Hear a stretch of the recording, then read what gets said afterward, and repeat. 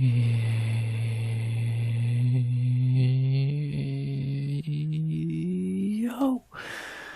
yo, RX back with another, and I guess I'd say the 5th weight class overview, look over, whatever, the welterweight division going into 2026. We're back with another weight class, and the last match a pretty decent one, and again, that is the welterweights. Another contender from the best weight classes. Even the top 15 is kind of weak. Like lightweight, I think a lot of their unranked talent is really strong. That's, I think, the one thing that puts them over flyweight. And like bantamweight through welterweight are just fucking phenomenal. Like truly, outside of lightweights or top 15 being kind of shitty, there's very few like gigantic flaws I can find from bantamweight through welterweight. They're strong weight classes with deep talent pools, good fighters, good prospects. It's a fucking really good set of weight class. After this, we have shitty weight classes like middleweight, light heavy, etc. And the female weight classes are perfectly decent, but yeah, welterweight I would say is the last like great weight class. From bantamweight to welterweight, you get great weight classes. Flyweight's pretty okay. Both flyweights are okay, and strawweight's okay. After that, and besides that, it's just shit. So this is the last one of these that will probably be very long.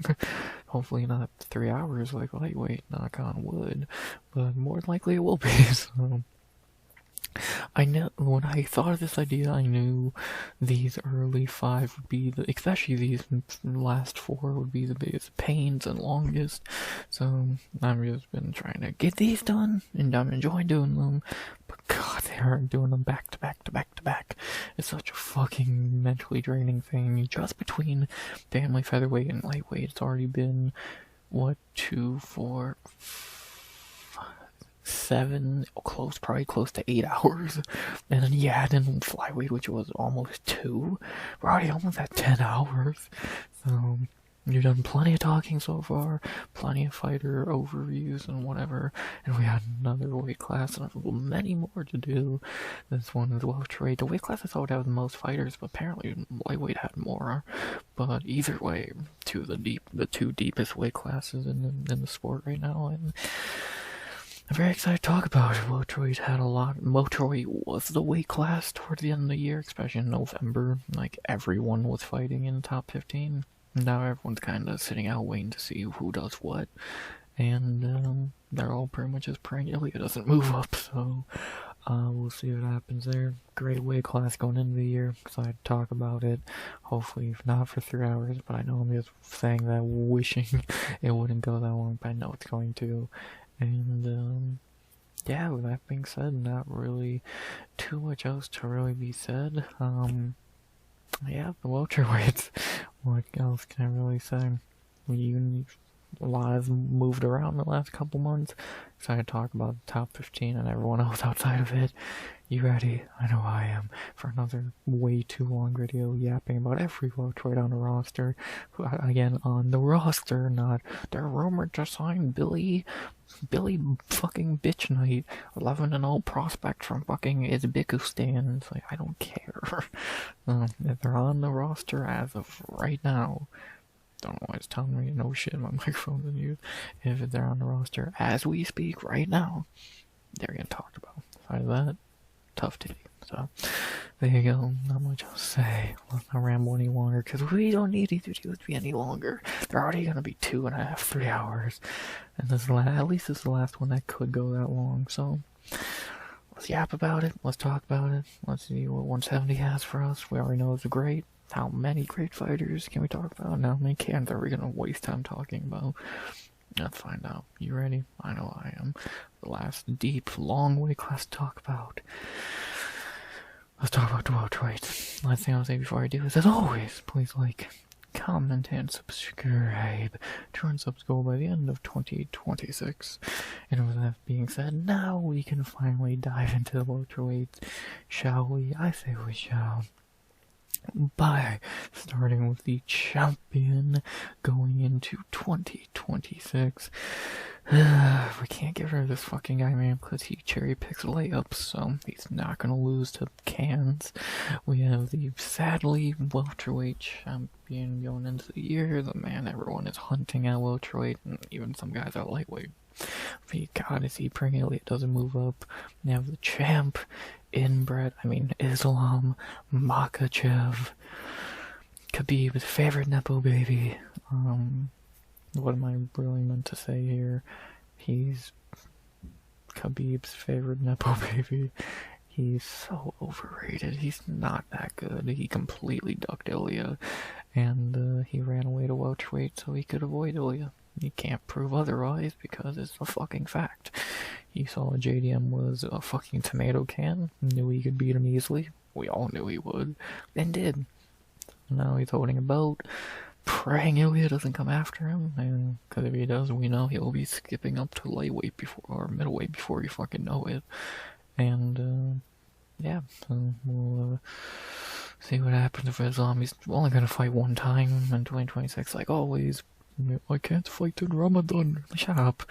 Fuck your Ramadan. Fuck that. Just fight. No one cares about your stupid shit. Eat a sandwich and fight, stupid. No one cares about your fucking inbred tradition. If you're not Khabib, you're a fucking bitch. And that's exactly what Islam is. And, yeah. Let's see who he fights next. Is it gonna be Michael Morales or Ilya Topuria? I don't want to hear Ian Gary or Kamaru Usman. That's not happening. It's either gonna be Morales or Ilya. It should be Ilya, but who knows what fuck Ilya's doing anymore. More likely it's gonna be Morales, even though I could see Islam sitting out to the White House to fight Ilya.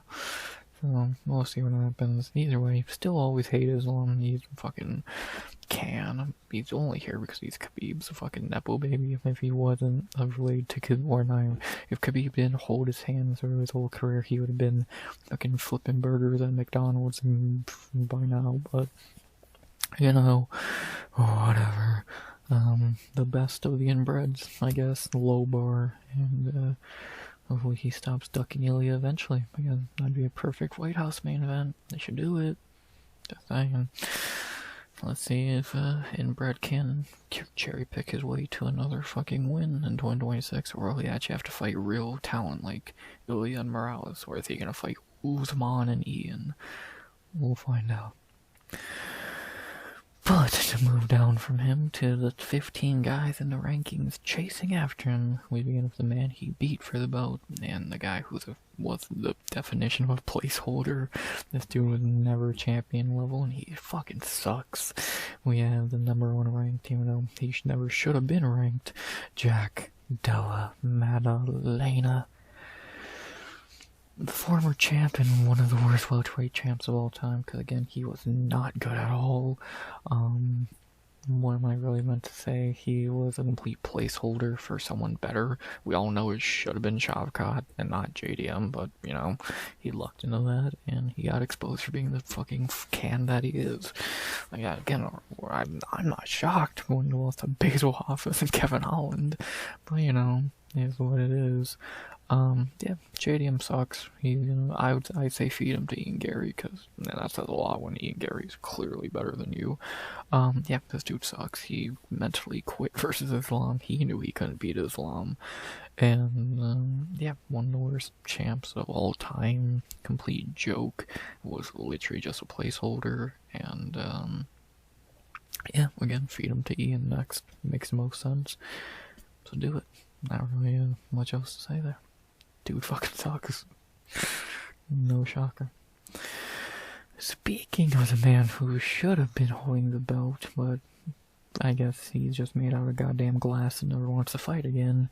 But I guess Zabit 2.0, even though Shavkat's better than Zabit, and again, fight already!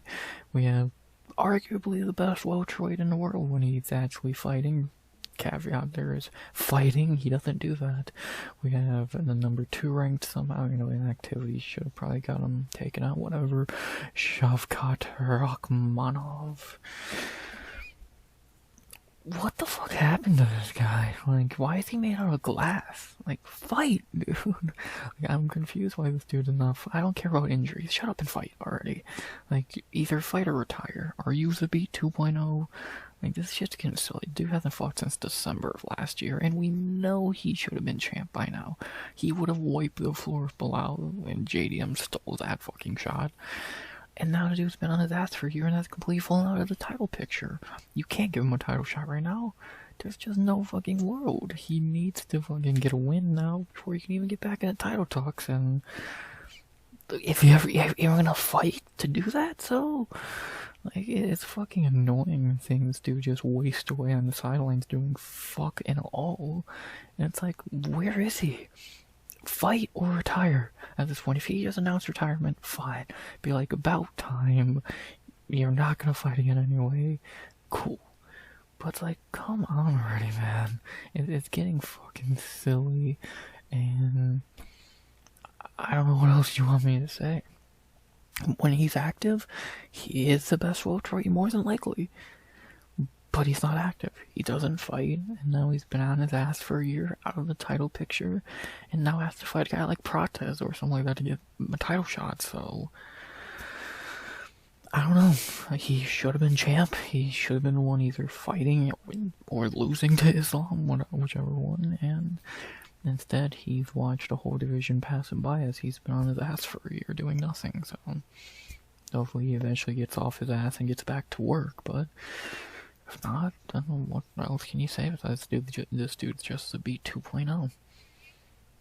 I don't really much more you can say, so hopefully we see him again eventually, but at this point the writing looks like on the wall, the dude's just gone.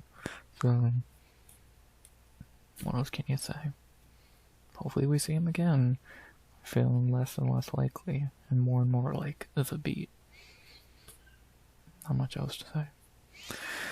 Speaking of Shavkat, let's talk about the last guy he fought. And this guy's got 2 wins. Even really 1 win. Since then, I'm not gonna waste much time on this fucking loser.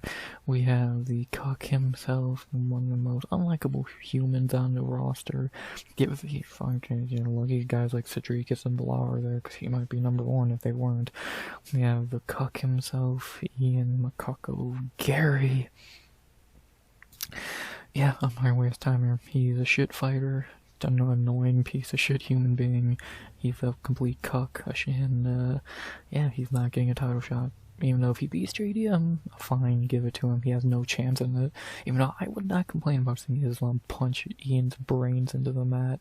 It's not gonna happen. He doesn't deserve it, and he's a fucking cuck. Not really much to say. He has that whore wife and a kid that probably ain't even it. Well, not probably, it ain't his. And he's a shitty cuck. He's a shitty fighter and a shitty cuck. Not much else to say. Fuck him. Next. From a cuck to... I don't know what this guy is. In the cage, I know what he is. I don't think I want to know what the fuck this guy is out of the cage. I think I have the next man up for a title shot in the division, the #4 ranked, undefeated Spider-Man, Michael Morales. What can you say about this guy? He proved he was legit against Brady. Locked in the title shot next, 19-0. Have looked great in the UFC. Yeah, it's weird outside the cage, to say the very least, giving Pagan Talbot a run for his money and probably weird thoughts at the same time. But in the cage, this dude's phenomenal. He's gigantic for the weight class. He's very skilled, good power. I haven't really seen his grappling yet, but I don't need to do. He's pretty good. What can you say? He's really good. Should fight Islam next if Ilya doesn't.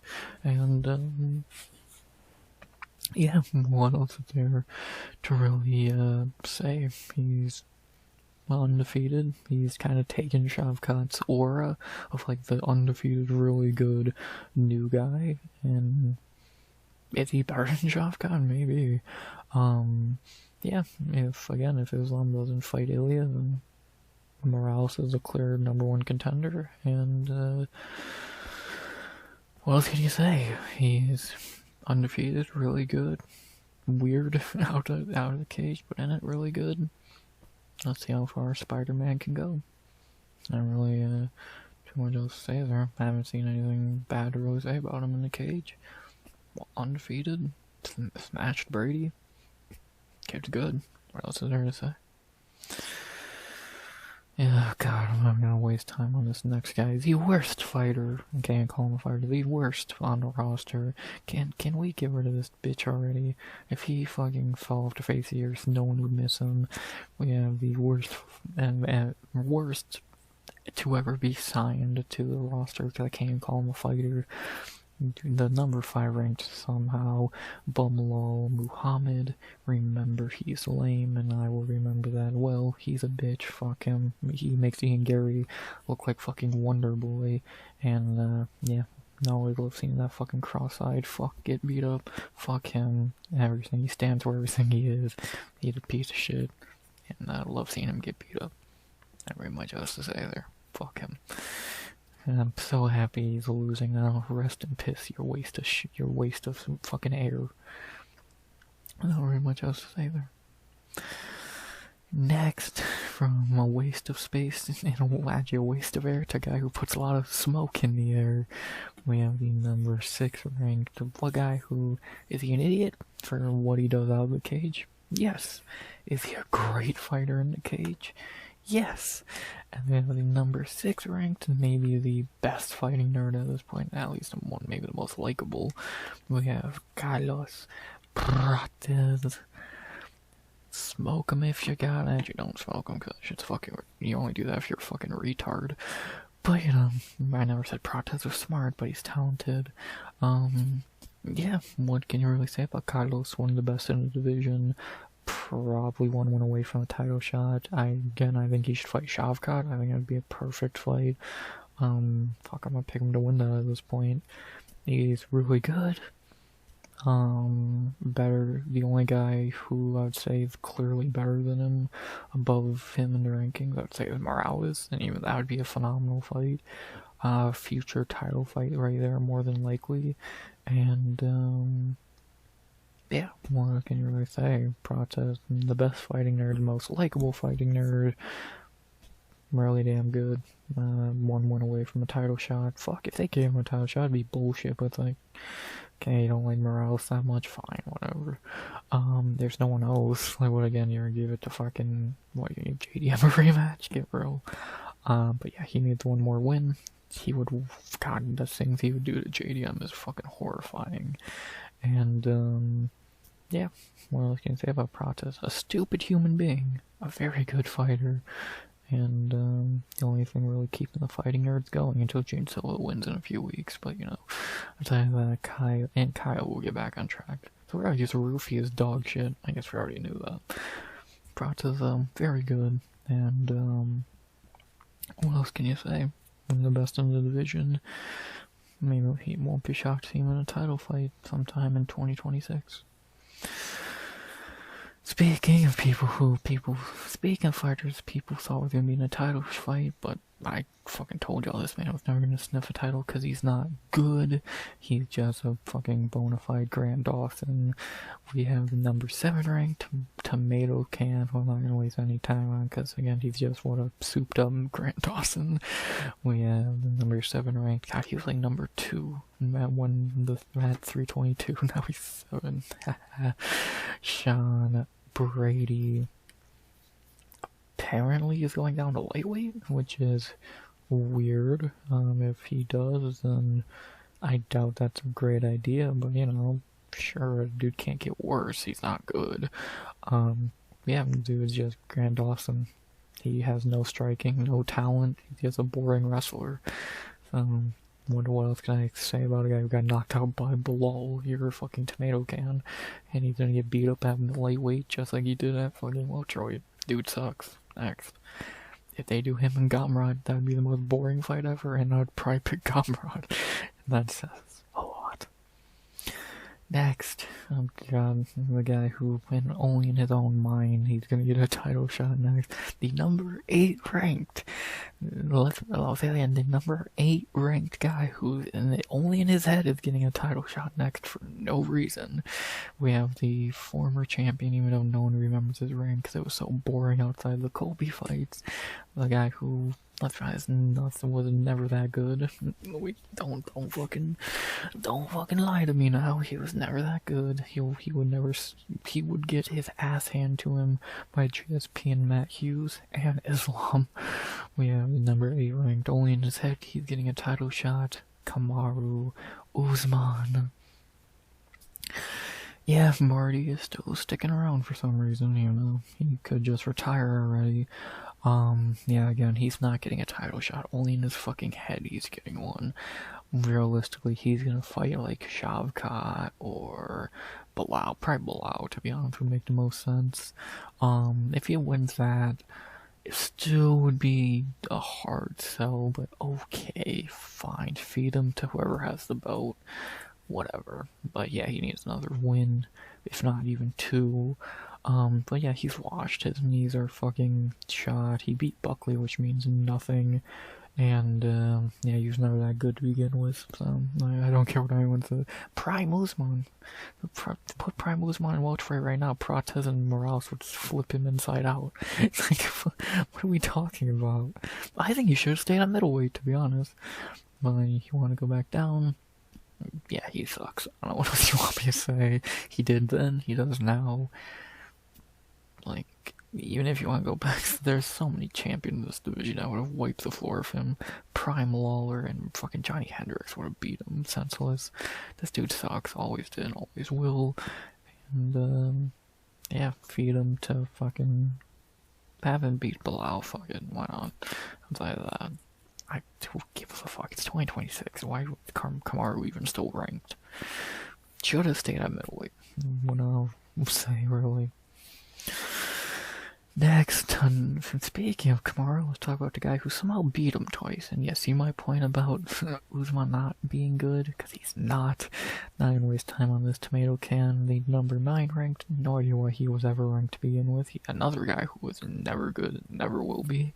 His brother is main eventing PFO, so he can go maybe be on the undercard of that shit. And the brother is garbage as well. We have the number 9 ranked Leon Edwards. One of the worst fighters in MMA history to ever hold a belt. Dude's a complete tomato can. Should be cut if we're being honest, but I guess we're gonna give him one more loss before that. He sucks. Nothing more to say.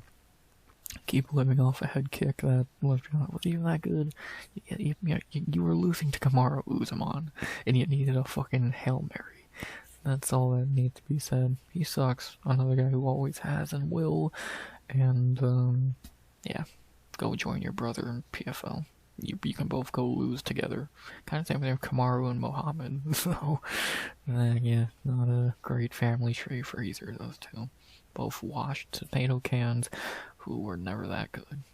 You see when real talent comes into weight class, how quickly these guys drop. They were never good. Speaking of someone who we pretended was good and then got quickly exposed for not being at all, the number 10 ranked, the guy who we thought was gonna be something at welterweight but then got exposed. Oh yeah, he's still the same can that he was at middleweight. We have Tyler the Creator himself, Joaquin Buckley. Yeah, Buckley really fooled us, didn't he? You went on that nice little run. Beat Morono, beat Luke, beat Sultan, Wonderboy, Colby, and then you got demolished by a 90-year-old Kamaru Usman. Good job. Yeah, Buckley's the same can that he was at middleweight, just a little bit better. And I think you should feed him to Bonfim or anyone else. The dude's not good. We see that now. He never was. And yeah, he sucks. What was there to say? He sucks in the middleweight. He sucks at welterweight. He can continue living off that one knockout of Impa Kasanganai. Aside of that, he hasn't done really anything since. And yeah, he sucks. For example, always did and will continue to. Speaking of who they should feed Buckley to? Another guy who, I'll be honest, is not good. But to be honest, compared to who we've just talked about the last few minutes, is much better. We have a guy who will get fraud checked again soon when he fights anyone with talent. We have the over pushed, but it's like, okay, fine, he did win his last fight.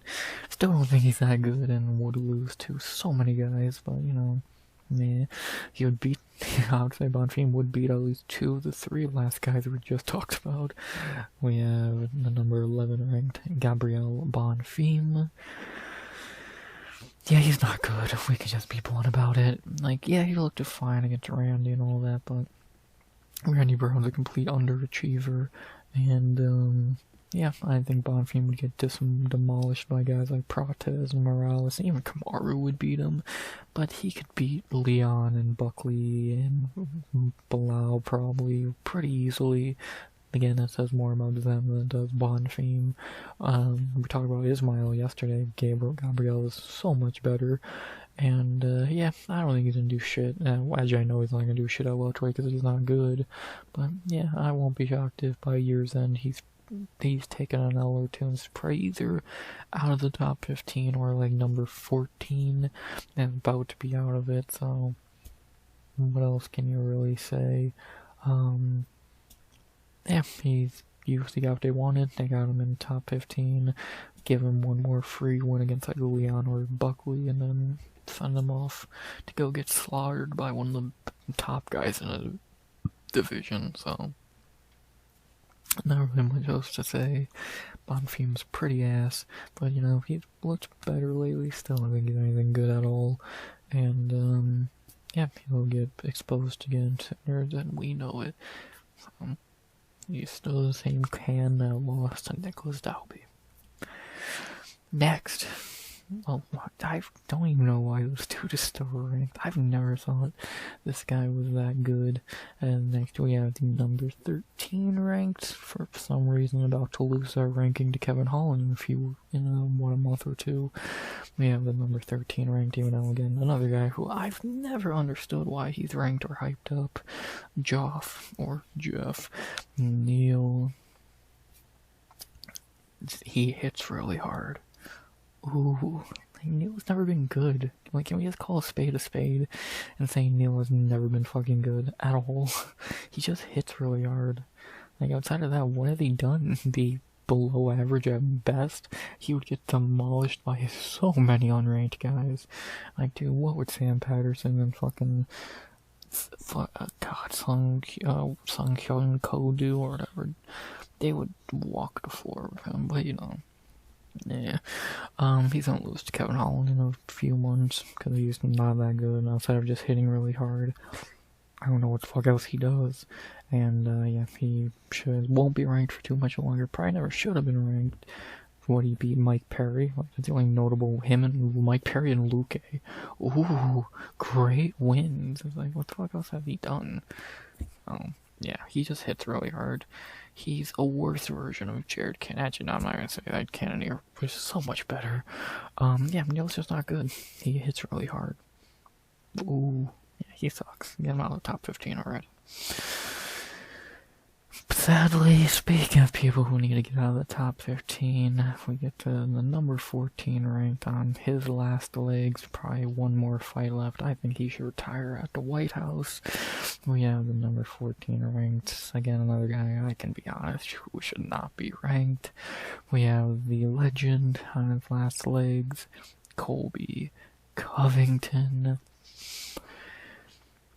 For a while, he was the best welterweight, the real champion. Beat Woodley, beat Usman twice, let's be honest. Would have beat Leon if he won a fair fight, is what it is. One of the second greatest trash talker of all time. Legend through and through in the division. But HF really got to him, looked terrible against Buckley. Haven't seen him since. And, yeah, I think he's at the end of the road. If he retired at the White House, that'd be cool. I think give him one more free win and then set him loose. I don't think anyone would be too upset about that, but, who knows. And, yeah, let him have one more fight at the White House, get a free win and retire. Would be a cool moment for a legend that deserves it. One of the best in the division's history. Well, America's fighter. What else can you say? Sucks to see Colby at the end of the road, but happens to the best of them. And yeah, hopefully you can get one more win on the way out. So not very much else to say there. Hopefully he retires at the White House. True legend deserves something like that. And there you go. I actually forgot someone. I actually skipped over someone, even though I'm not gonna waste much time here. I actually forgot and skipped over the number 12 ranked fighter, man, because I forgot he was even still ranked for whatever reason. We have the number 12 ranked Gilbert Burns. Speaking of fighters on their last legs, yeah, Gilbert's garbage. He's so washed at this point. Lost, what, 4 in a row to shit fighters and Michael Morales. And then speaking of who I think they should give Colby a free win against at the White House, Gilbert Burns. Yeah, Burns is done. Like, he's the most washed dude in the top 15. That says a lot when Usman and Colby are there. Yeah, he needs to retire. One more L and it's over. Again, I say feed him to Colby at the White House. Makes sense. Not really much else to it. Yeah, shouldn't be ranked. Kind of wasting a roster spot on a guy who hasn't been good in like 4 years, and the big one how good he actually was. And yeah, he's so forgettable. I actually skipped over him. What did I tell you? Retire, old man. After you lose to Colby, of course. Then yeah, fuck off. No one cares. Good riddance. Next. And finally, we end with the number 15 ranked. Somehow, he accidentally beat Holland, and now he's number 15. Even though, apparently, he's in, like, a Mexican prison right now, or something. What the fuck's going on with this guy? We have the number 15 ranked, the last of the top 15, and let's be honest, he never should have been in the top 15 at this point of his career. Holland, how did you lose that fight? We have the number 15 ranked Daniel Rodriguez. Apparently he's in like a Mexican jail or some shit, I've heard, or rumored, I don't fucking know. Somehow he's won, what, 3 in a row? Beat Ponzi and Holland in good wins this year. No idea how Holland choked that so easily.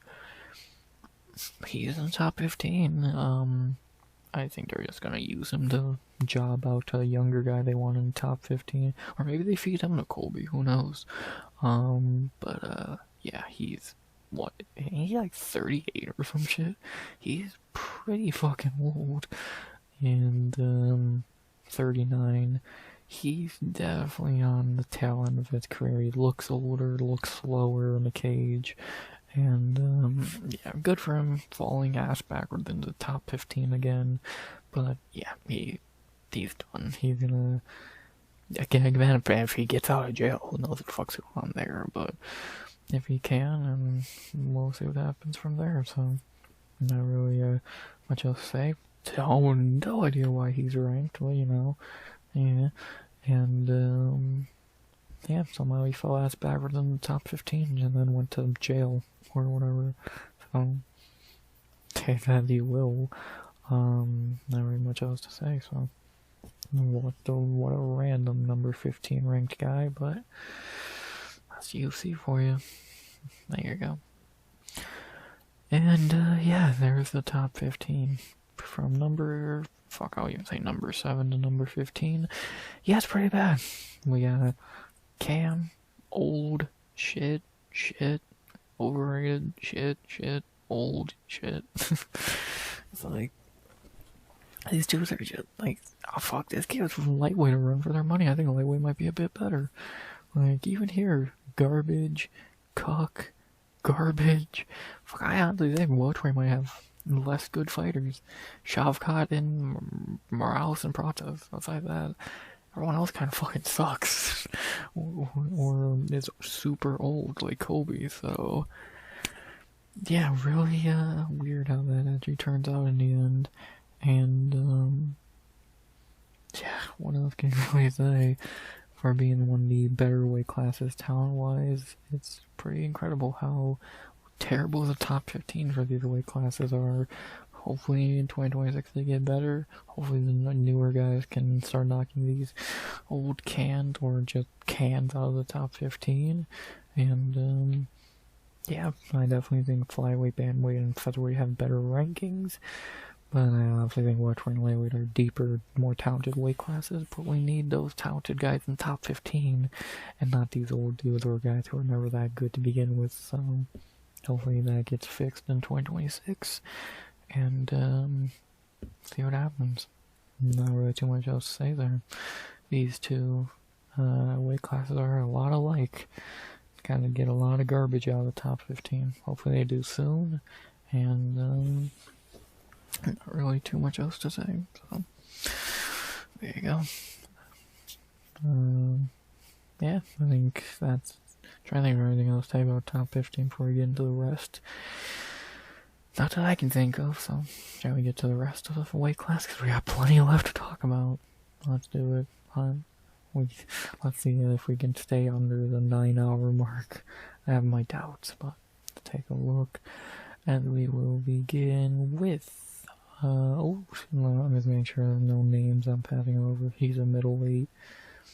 Okay, so we can begin with the first guy, the new welterweight who finally moved up, and like we all said, if he moved up he would be so much better because he is so good. One of the guys who will probably be in the top 15 sooner than later. And then we have the very good, what a great start to the unranked guys, Joel Alvarez. What can you really say about Alvarez besides what we've been saying about him for years? He's really fucking good, but lightweight's just not for him. Now about welterweight, he looks good, he looks filled out. The Luke fight was underwhelming, but he'll get better. First fight at welterweight, and yeah, I'm excited to see how his journey continues. Was a really good lightweight, only lost to fucking Arman, which is like, okay, Jesus, can you lose to someone better? And yeah, welterweight, 1-0, probably should be getting a top 15 fight for his next one. Like, I would say feed D-Rod to him would make a lot of sense. And yeah, this guy's more than top 15. I've always thought he has a pretty high ceiling of maybe probably a top 10 guy.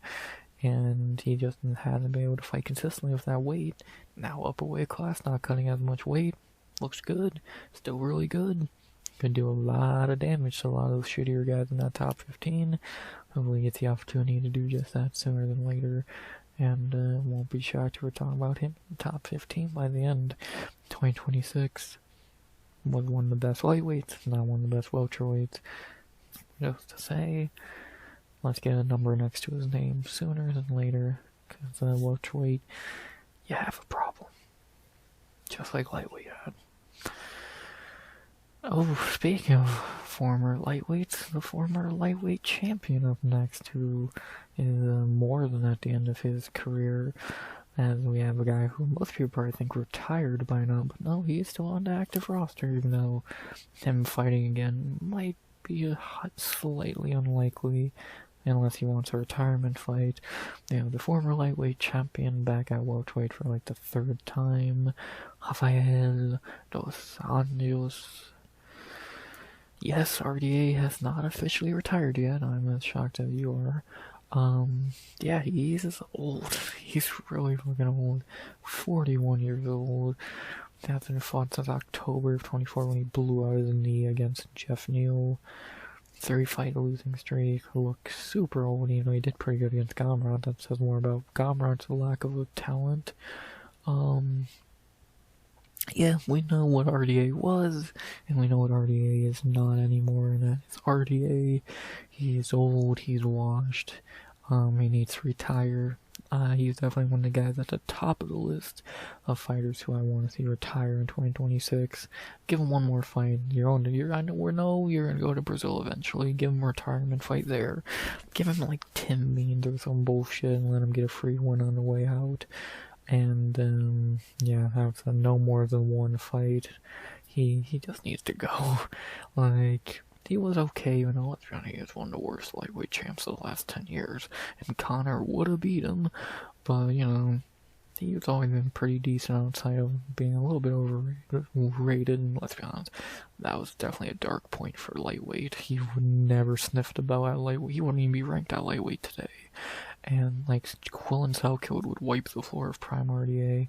That's a different story. Yeah, RDA had a nice run, but he's at the end of the career, and, again, hopefully sometime in 2026 he hangs up the gloves. So, not really much else to say. And again, at the top of the list of guys who need to retire, and actually most of them are welterweights. Him, Colby, Wonderboy, we'll talk about some other ones. Darren Elkins, who we talked about a few days ago. There's some guys who really need to retire, and hopefully he does. Don't need more than one more fight out of RDA. Even that's a reach, just to give him the retirement that he wants. Do it, and yeah, not really too much else to say there. I thought he was retired as well by this point. Talked about the three at lightweight, so we can move down to maybe the UFC's most hated welterweight, because they will do everything in their power not to give this guy a bonus, even though, God, how many has he earned by this point? And next we have the very good knockout artist, who again should probably have more bonuses in his cabinet than he really does. We have Euros Medic. Why does the UFC hate this guy? He got 2 big finishes in 2025 and didn't get a bonus for either. Only has 2 bonuses over his 6 knockout wins, which is fucking insane. Has only lost to decent competition like Jalen Orlby and Soriano. Not much to say about Medic. Is he the most skilled? No. Is he really entertaining? Yes. Is he a good knockout artist? Yes. Can he knock out pretty much anyone if he just lands the right shot? Yeah. Outside of that, just, yeah, not really the most skilled. Very Terrence McKinney-like, where it's like, you know, you can get a good fight out of him. Can you trust him ever? Not really. Is he ever gonna go deep into a fight and win a masterclass over 15 minutes? Hell no. But he's entertaining. He's really good. Never seen a scorecard, and hopefully never does. I think we all like Medic. Should have more bonuses, at least 4 out of his 6 wins. And let's see how he builds on top of his 2 wins this year in 2025. Will he eventually come back down to earth? Yes, he's going to come back down to earth sooner than later. But for right now, 2 wins. And Salkov's a really good win. We'll see how much longer he can hold this winning streak before he doesn't meet someone who either takes him down or just clips him. And yeah, I don't know why the UFC hates this man so much and won't give him a bonus, but he's a pretty entertaining, very decent fighter, good power, and yeah, who doesn't like a Euros Medic fight? You see it on the card, you know it's gonna be a banger, and that's about that. UFC pays this man already some bonuses, and yeah, that's about that. Not very much else to say there. Next, speaking of Euros match, we'll go the guy who beat him in their debut, the GOAT himself. Like, name a better GOAT. You can't. As we have another guy who moved up to lightweight, to welterweight, and has done much better for himself. The GOAT himself, Miktabek Orlby. 2,000 years old and still kicking ass. Undefeated at welterweight. I think he has 2 wins. His debut in his last fight. It's a much better weight class for him than lightweight. And if he stays at welterweight, I really think he can do some good work. Easily be top 15 with some of the names we named. And yeah, what can you really say about Orlby? He's well-rounded. His striking's getting better. His grappling's really good. He's obviously the GOAT. He's 2,000 years old.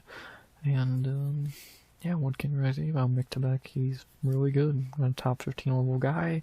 Would wipe the floor of guys like Jeff Neal and fucking D-Rod. And he would easily beat Leon. And yeah, not really too much else to say there. He's really good. Talked about him a few weeks ago after his Hermanson win, where he looked good in a layup. And again, if he's smart, he stays at welterweight. Tries to make a nice little run there, and see what happens. See how far he can really go. Again, I think top 15's a very high possibility, we'll see. And yeah, not really much else to say. 2,000-year-old, the GOAT. Who doesn't like some Mektabek Oralbai? Dude's really fucking good. What else can you say? Next, another, man, 3 in a row of really good fighters in this division.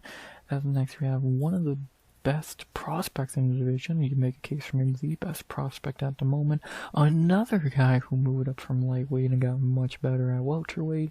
I think he's 2-0 at welterweight so far. Or actually, it might be like 4-0. We have the very good one, the few good British fighters. Sam Patterson. The best fighter in the division with the nickname The Future. Actually, the only good fighter I've actually seen use that nickname. Yeah, Sam 4-0 at welterweight has got better. Good wins over Barlow and Waters this year. This guy's legit. He's looking like a top 15 level guy. I thought he sucked. And well, Contender Series got proven right in his debut against Yanol. But ever since then, he's moved up to welterweight and looked damn good. He's looked really damn good. He's using his reach well. He has good power. This kid's looking like a real prospect. I would easily say he's he's in the top 20 best in the division right now. Should be probably right outside the top 15. Could easily be making a run to the top 15 sooner than later in the year. And this kid's good. He's still pretty young. Very talented. Excited to see him fight again. See how far Sam can go. I think he could be a top 15 guy pretty easily. He has the talent, one of the better prospects in the division right now. And see how far he can go. We all said he should have been a welterweight. He finally listens and moves up. Undefeated so far. Looking great. And see how far he can go at 170. The best Brit at 170, the best fighter with the Future nickname, just a really good fighter overall. See how far he can go. Is he really the Future? Let's find out. Next, can we continue the streak of prospects? No. No, we run right into a tomato can right after a good streak. As next we have a guy who pissed me off by losing when he was on my Locks of the Night earlier in the year, and a guy who I think's probably going to get cut from the roster unless they weirdly give him one more chance. We have the very terrible Francisco Prado, a man who really pissed me off losing out of the Locks of the Night in his last fight. Has lost 3 in a row. He from lightweight to welterweight, another guy who's moved up, but he's not got better. He's just not good. 1-4, 23 years old. Yeah, he should be cut. We'll see if they give him one more fight. He's gonna lose if they do, because he's not good. And, yeah, you lost to Nikolay Vertenkov. That's really all that needs to be said. Yeah, he sucks. What am I really meant to say? Somehow, I can honestly say, I think a 90-year-old Ponzinibbio was a better Argentinian in this division. And that says a lot, really. Yeah, Prado is pretty garbage. What else is there to really say outside of that? Yeah, you lost to Vertenkov, and you're on a 3-fight skid, and you lost a Lock of the Night pick for me. Triple whammy, you suck. Good riddance. Next. Talked about Reyes before. Okay, this guy is another... This is someone who probably could be in the conversation for Comeback Fighter of the Year in 25. A guy who's really rejuvenated his career last year. Jury's probably out on how good he is, but he is on a 3-fight winning streak, looking really good. We have the out of nowhere, I can't even say resurgence because he sucked at first, so I guess surgence of Ramiz Brahimaj.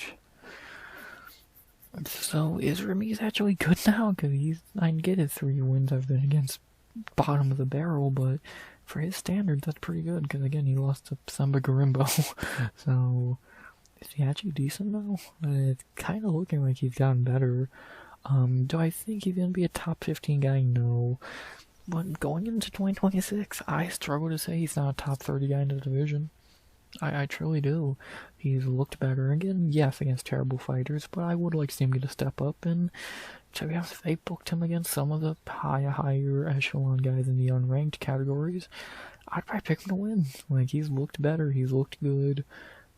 Yes, again, bottom of the barrel wins, but wins nonetheless.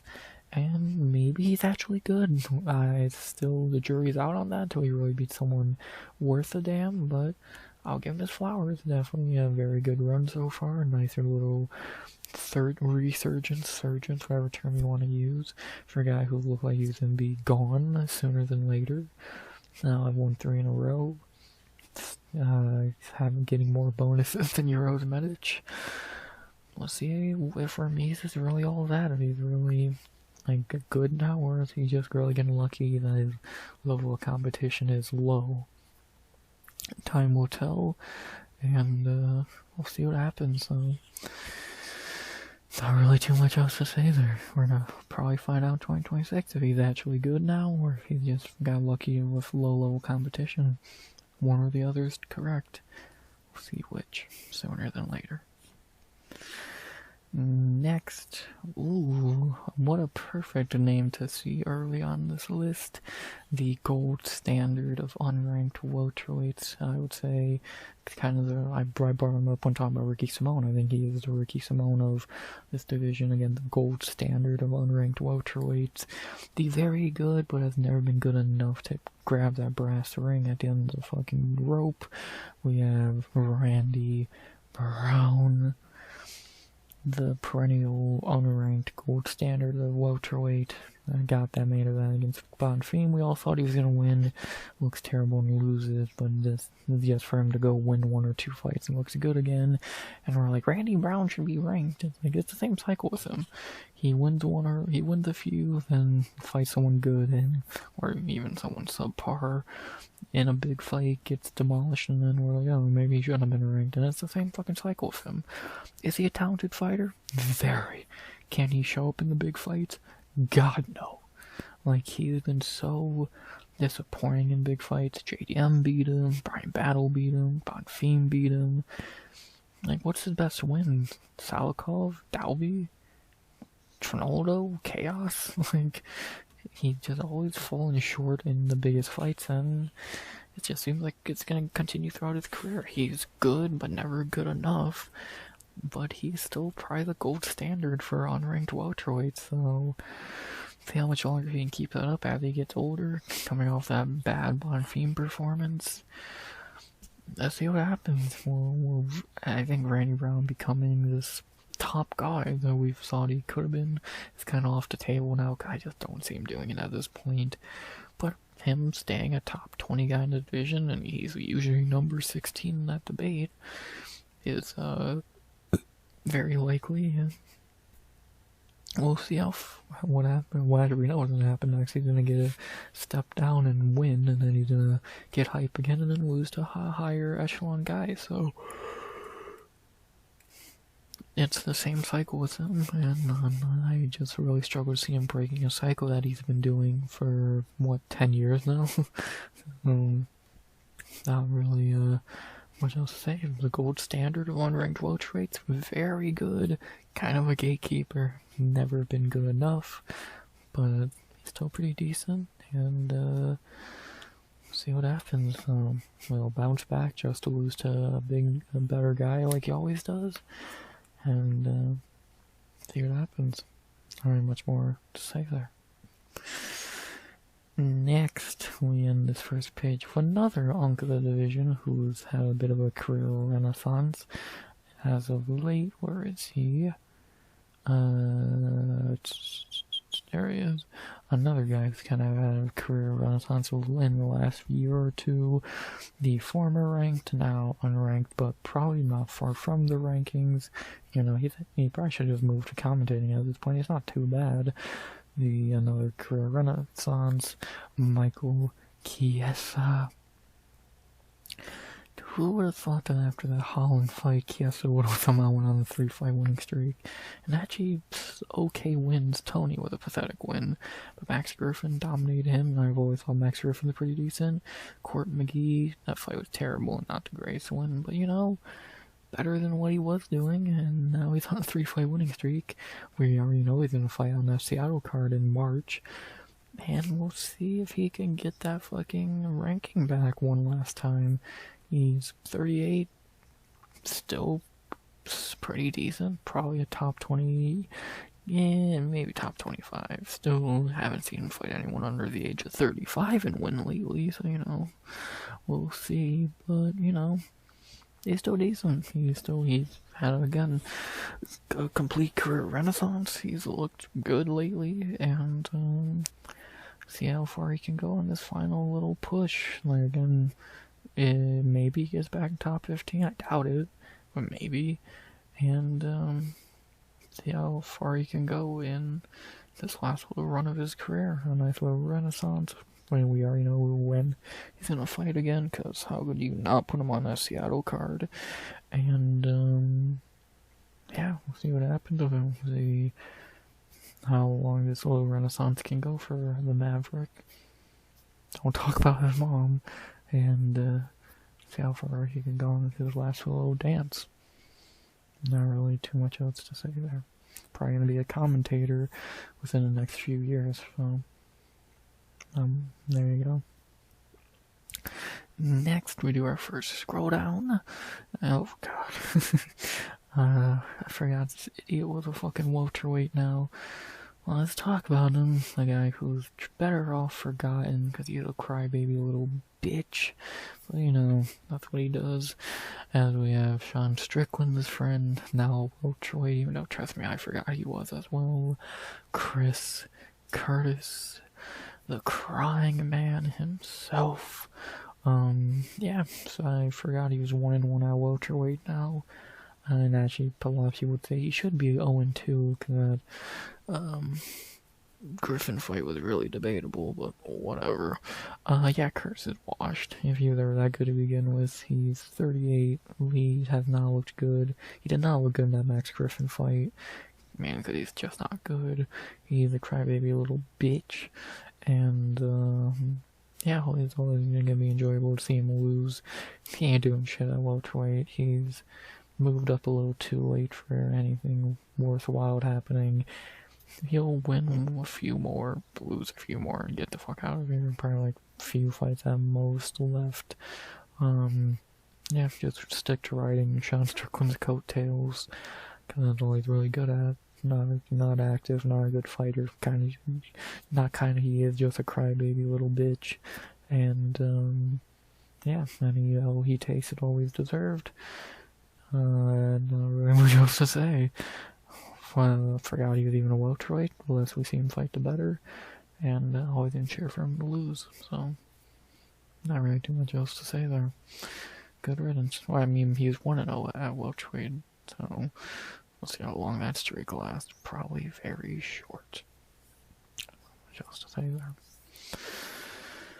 Next, speaking of old dudes in the division who are still pretty decent, this man is maybe the definition of that. Coming off a win as an underdog that I predicted a few weeks ago. You have the 40-year-old who's still really dang good, Nicholas Dalby. Dalby still got it, man. 41 years old. He still fucking got it. A lot of people think he beat Renat without a nice winning streak. Beat Bonfim, just beat that Saigon dude. This guy, Dalby still got it. At 41, he's still a really good fighter. He's still a top 25 guy in the division.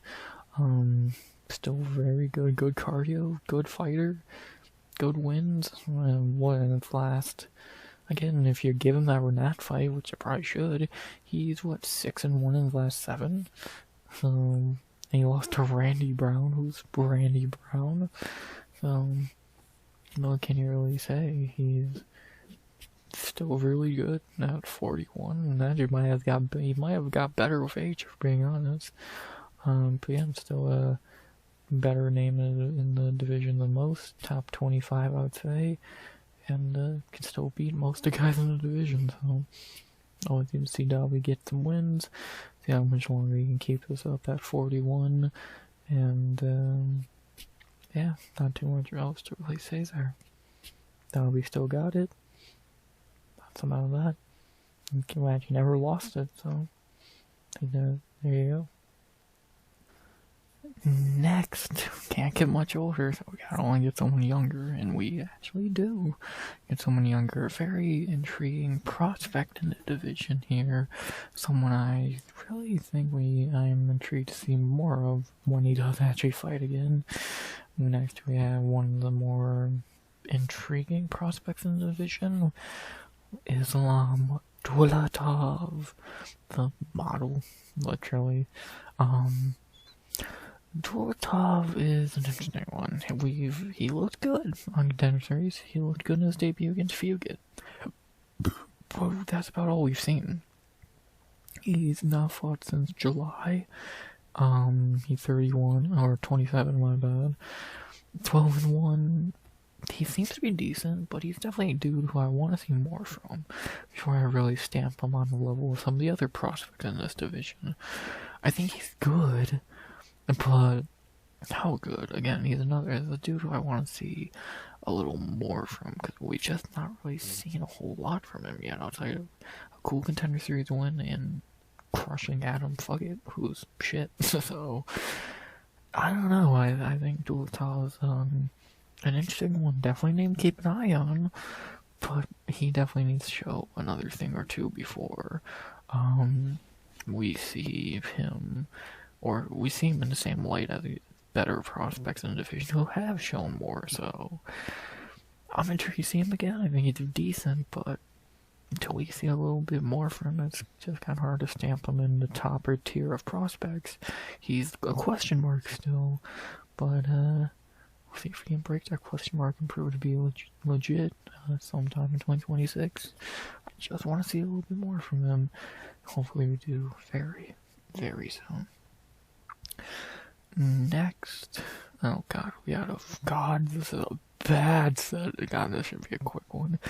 And next we have, speaking of frauds, we haven't talked about one and it feels like a hot minute. Well, let's get to one of the biggest frauds in the division. Where the fuck is he? One of the biggest frauds from last year. They put this tomato can. They threw him all the way down to the bottom. What is he? Am I passing over him, or am I?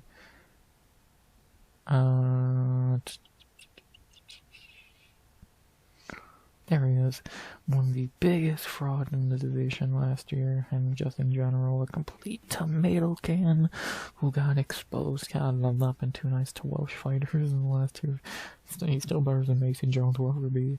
We have the fraud himself, Obama Elliott. Yeah, this dude fucking sucks. Got dismantled by Coe, about to get dismantled by McAuliffe in a few weeks. He can't run from this fight again.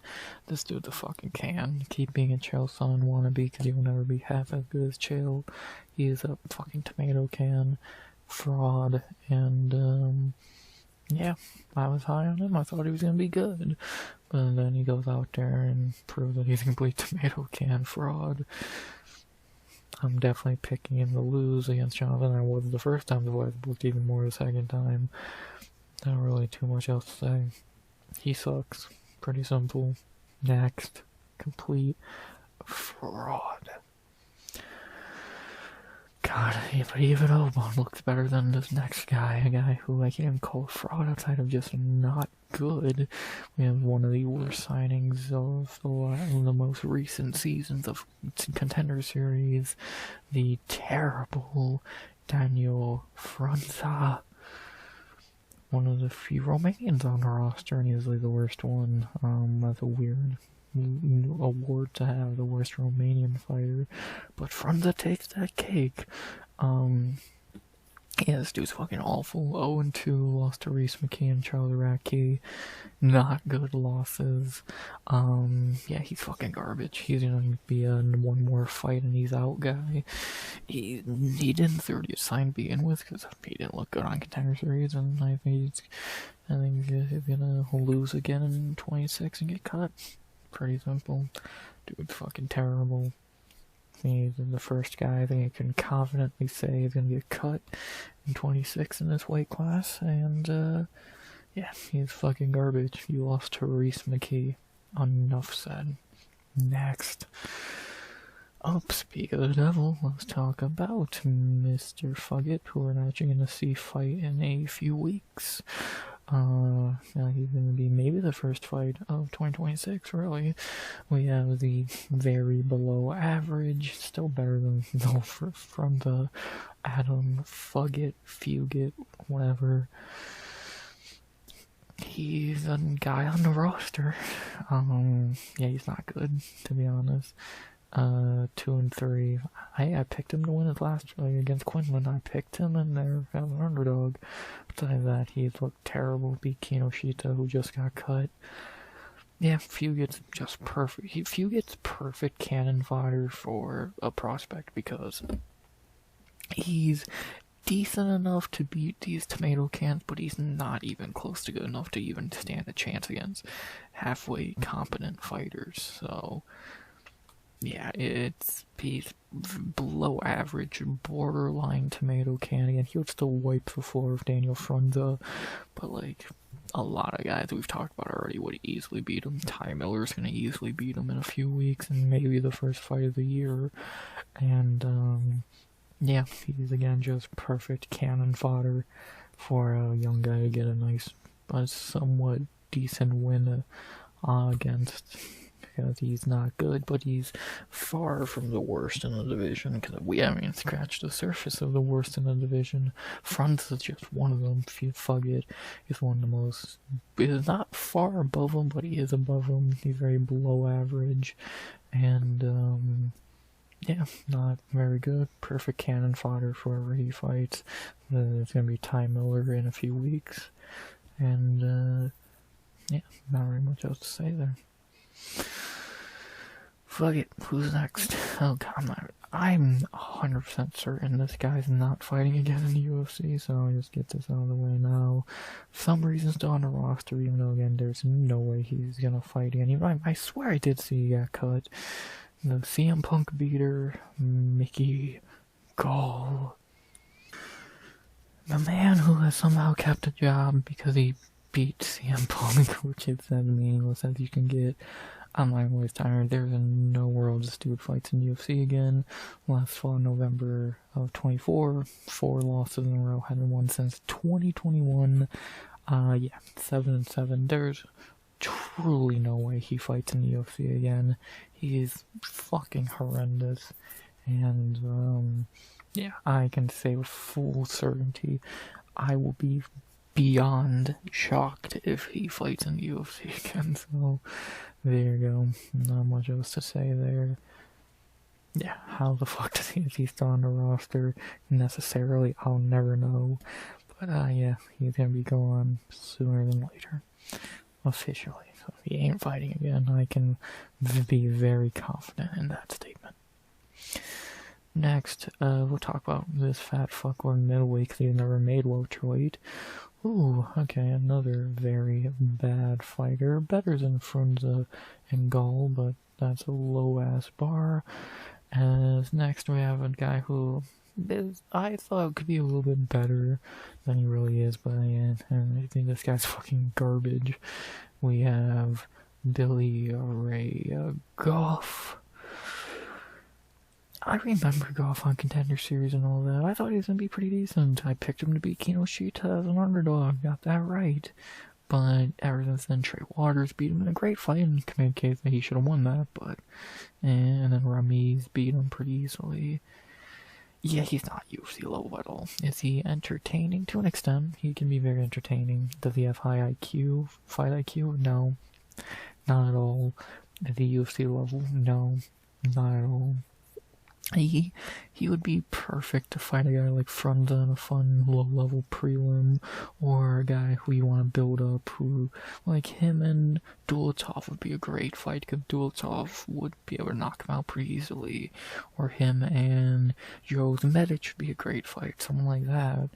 But aside that, like, this dude's just not a UFC level guy. He's a fun brawler at best, and yeah, just not UFC level. Doubt he's on the roster much longer. Probably one more L and he's out of here.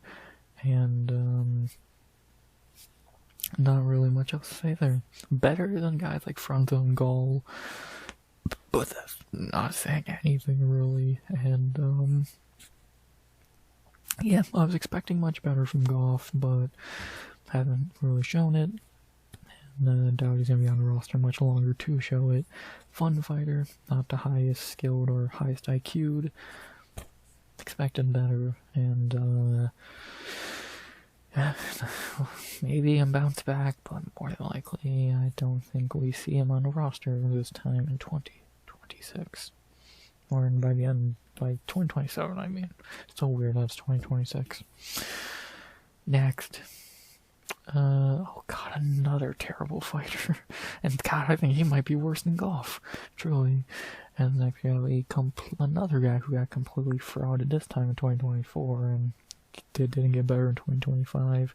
Just talked about him a few weeks ago for his pitiful performance in his last fight.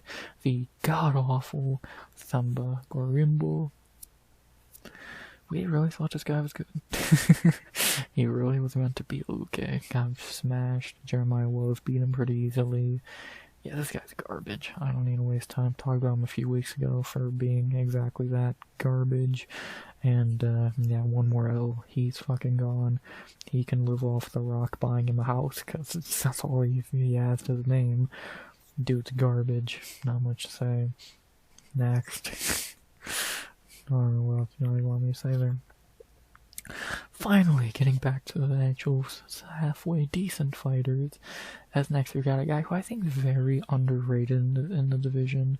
I've always thought this guy's really decent. Like, you know, maybe his record doesn't show it. I've always thought this guy has a good amount of talent. And then next we have the best fighter we've talked about in a while, Max Griffin. I've always been higher on Max than most, it seems. I think he's a very decent fighter. Like, I know he's, especially lately, he's been bad for him. Even though, probably could have beat Curtis, probably could have got that nod. Probably should have got the nod against Neil Magny, so, right there's 2 wins. So, yes, he looked really bad against Chiesa, which was disappointing. Jeremiah Wells was an okay one at time. Retired Khan did. Brahimaj and Kenan Song are okay wins. Ramirez actually aging pretty well, etc., etc. Mike Perry. So, I've always thought Max is very decent. I've always thought he's like a top 30 guy in the division. So, I guess most people don't think much of him. But I don't know, I think he's decent. But he might be at the end of his rope now, because that Chiesa performance was still pretty bad. And I think I think Griffin from a few years ago would have easily beat Chris Curtis, but to go to a close fight that, yeah, he probably should have won, but just didn't. Sucks. And, yeah, I won't be shocked if we don't see him in the UFC much longer. One more L in the UFC will probably be fine with cutting him. He's not bad at all, but again, 40 years old, ups and downs with a losing UFC record. Yeah, as much talent as you can think he has, like I do. He's gotten older, he's slowing down, and 3 in a row in the loss column, so if he were to take one more L and get cut, I wouldn't be shocked, and, yeah, not really too much else to say there. A guy who I've always been higher on the most, still think he's pretty decent, but what else can you really say, so just age has got to him. He slowed down, still decent, but another L and he's probably gone. And yeah, he's had a few good moments, but I guess again, people really never showed him again, maybe I'm just higher on him than I should be, but I've always thought Max was decent. But yeah, age has definitely made that idea a lot harder to believe at this point, so there you go. Next, speaking of frauds, if we needed another one to talk about, let's get another one out of the way. Where the fuck is this fucking fraud who got starched by a guy who just got cut? And there he is. Like a guy who I predicted his debut perfectly, and then he shit the bed in his second fight. Another guy who got fraud checked in 2025, Andreas Gustafsson.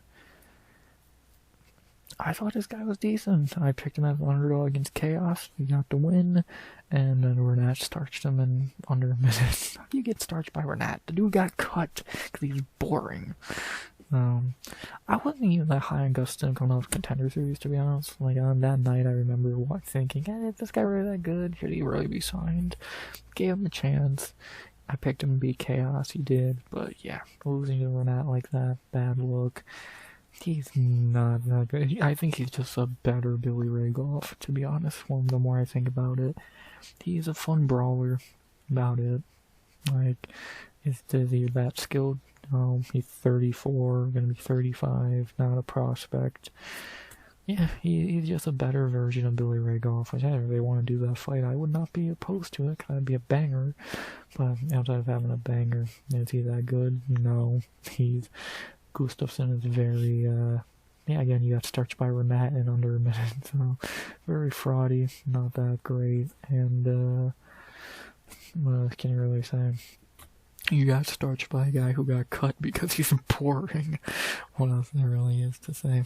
Happy you won the Chaos fight because it made me look smart, but aside that, yeah, and just a better version of Billy Ray Golf, so just a fun brawler. Not very much else to it.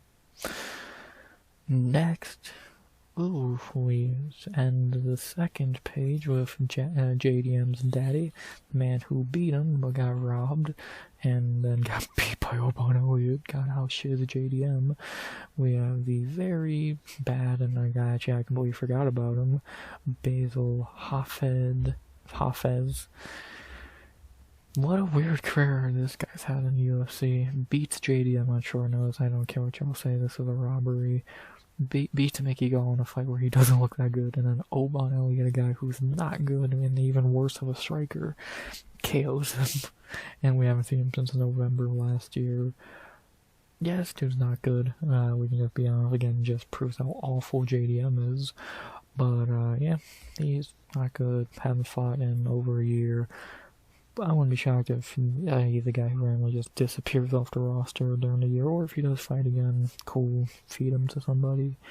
Again, the more the losing that this dude does just makes JDM look worse and worse, which is always a good thing. And yeah, outside of that, not much else to say. Forgot he was even here.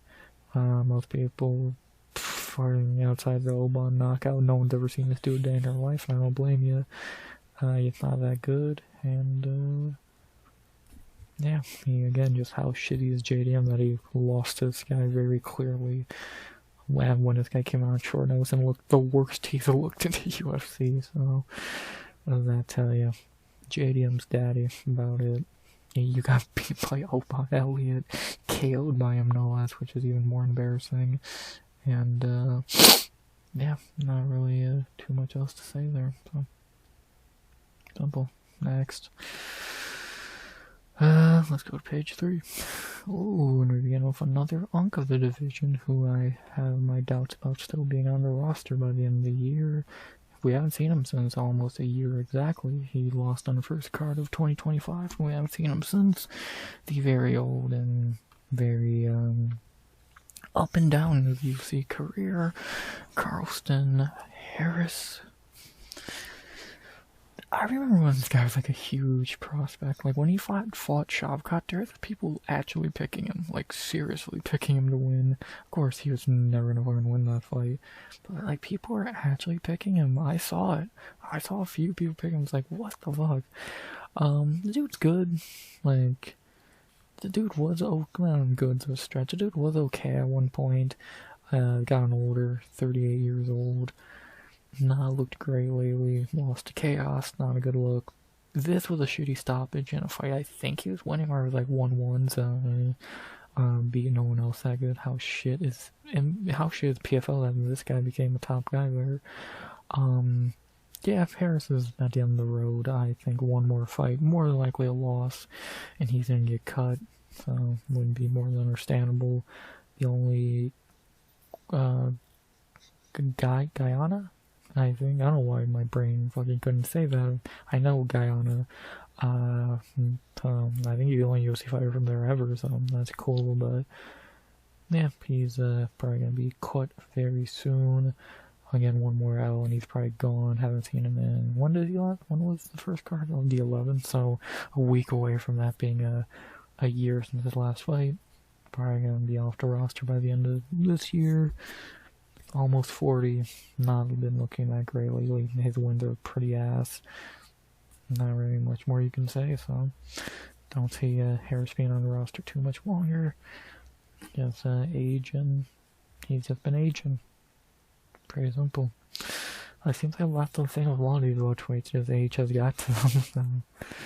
So, will be an interesting year. See how many are retired by the end of the year.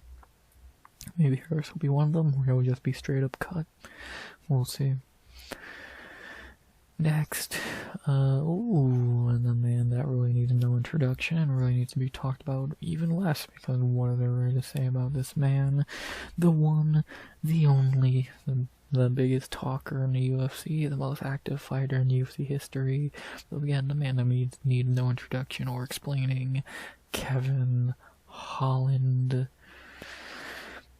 Do I really need to waste time talking about Kevin Holland? Why is the Jeff Neal fight not on here? I'm 99% sure that got like confirmed. Yeah, I'm gonna look into that. But yeah, what do I really need to say about Kevin Holland? It's Kevin Holland. He's really good at times. He's really shit at times. That fight's not on here. I swear that it was. Yeah, Holland can either be the best fighter or the worst fighter. Looked great here, and against Luke, looked against Neal. What the fuck was this? Got fucked over here, etc., etc. The most active dude on the roster. Again, if he wasn't so active, he'd probably be like a solid, consistent top 15 guy. But he wants to be active. He's easily going to smash Jim Miller's record for the most fights. And yeah, he's actually a pretty talented fighter when he actually shows that talent. If that Neal fight is actually happening, which apparently technology thinks it's not, he's easily going to win that fight and start off 2026 hot. We'll be talking about him plenty in the year because he's going to fight at least 10 times. And yeah, what else is there to really say? If I have to explain Kevin Holland, then clearly you just don't know your shit. So he fights every 5 minutes, so we're going to talk about him plenty in a year, and there you go. Pretty simple. What else do I really need to say about Trailblazer? We see him fight every week, so who doesn't like Kevin Holland? But picking him or betting him's a bitch, but watching him fight is always cool. Not much else to say. Next. Ooh, maybe the best prospect in the division at the moment, and we're going to find out if that's true in a few weeks. He had a very interesting fight to open his 2026. The guy who kind of came out of nowhere this year, again, maybe the best prospect in the division right now, strong case to be made, Theo Hyun Ko. This dude's good. This dude's really burst on the scene. He looked okay in Contender Series, but he's gotten better since then. He's now 2-0 in the UFC. Fraud checked Oban. He easily beat Phil Rowe. And I think he's going to beat Jacoby Smith. That's a really good fight. We'll talk about Jacoby in a little bit. That's a really fucking good fight. And I'm picking Ko in that more than likely. I think he's a better prospect. I think Ko's really good. Like, he has that silly nickname, even though he's a fucking grappler. Like Korean Tyson, even though he's a complete grappler. But the dude's good. The dude's really good.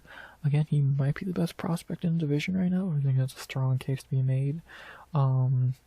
Top 20? Borderline. If he beats Jacoby Smith, I think there's no doubt he's top 20 in the division. And he'll easily be on pace to make the top 15. This dude's solid. This dude's really solid. A guy who didn't look like really he should have been signed that night of Contender Series. Clearly Dana got that one right. This dude's really been able to look really good in the UFC. And yeah, I'm super excited for that Jacoby fight. So see how that goes from you. There'll be a fraud checking for someone's getting a fraud check there. We'll see if it's him or Jacoby. I'm gonna say it's not gonna be him. I think Ko's really good. I think he might be the best prospect in the division right now. Him and Sam Patterson are, I'd say, 1A and 1B. And I'm very excited to see him maybe prove that he is the best prospect. A win against Jacoby would probably prove that. So if he looks good, Welterweight might have a problem with Korean Tyson, who shoots takedowns. We're gonna find out how good this kid is in a few weeks. I'm excited. See what happens with Korean Tyson. Is he really that good? Is he a top tier prospect? Or is he a fraud? Let's find out. Next. Oh, funny enough, we got the guy right above Ko, a guy who we thought was a top prospect, just to get flatlined by a 4-year-old, the very juiced up, and again, another guy who got fraud checked in 2025. We have Carlos Leal, Anthony Fantano. Yeah, how shit is Renat? That fucking, this guy got starched by Salikov in seconds, but he beat Renat. So, yeah, Leal was looking like a good prospect, but again, he beat Renat, he beat Morello easily, and then Salikov starched him.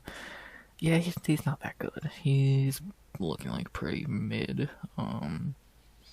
That's all. I get Salikov is really good, but you got starched by him in like fucking 45 seconds. It's like, great job, super impressive. Again, just how shitty is Renat's the only thing you can really think there, and yeah, well, maybe Leal bounces back and it was just a bad performance. Possibility if they give him a layup, if they give him a pretty decent opponent, I'm probably picking that decent opponent. Yeah, not really much to say about Leal. He's gonna really need to bounce back big time after that last fight, because that was really embarrassing. And yeah, not really much else to say.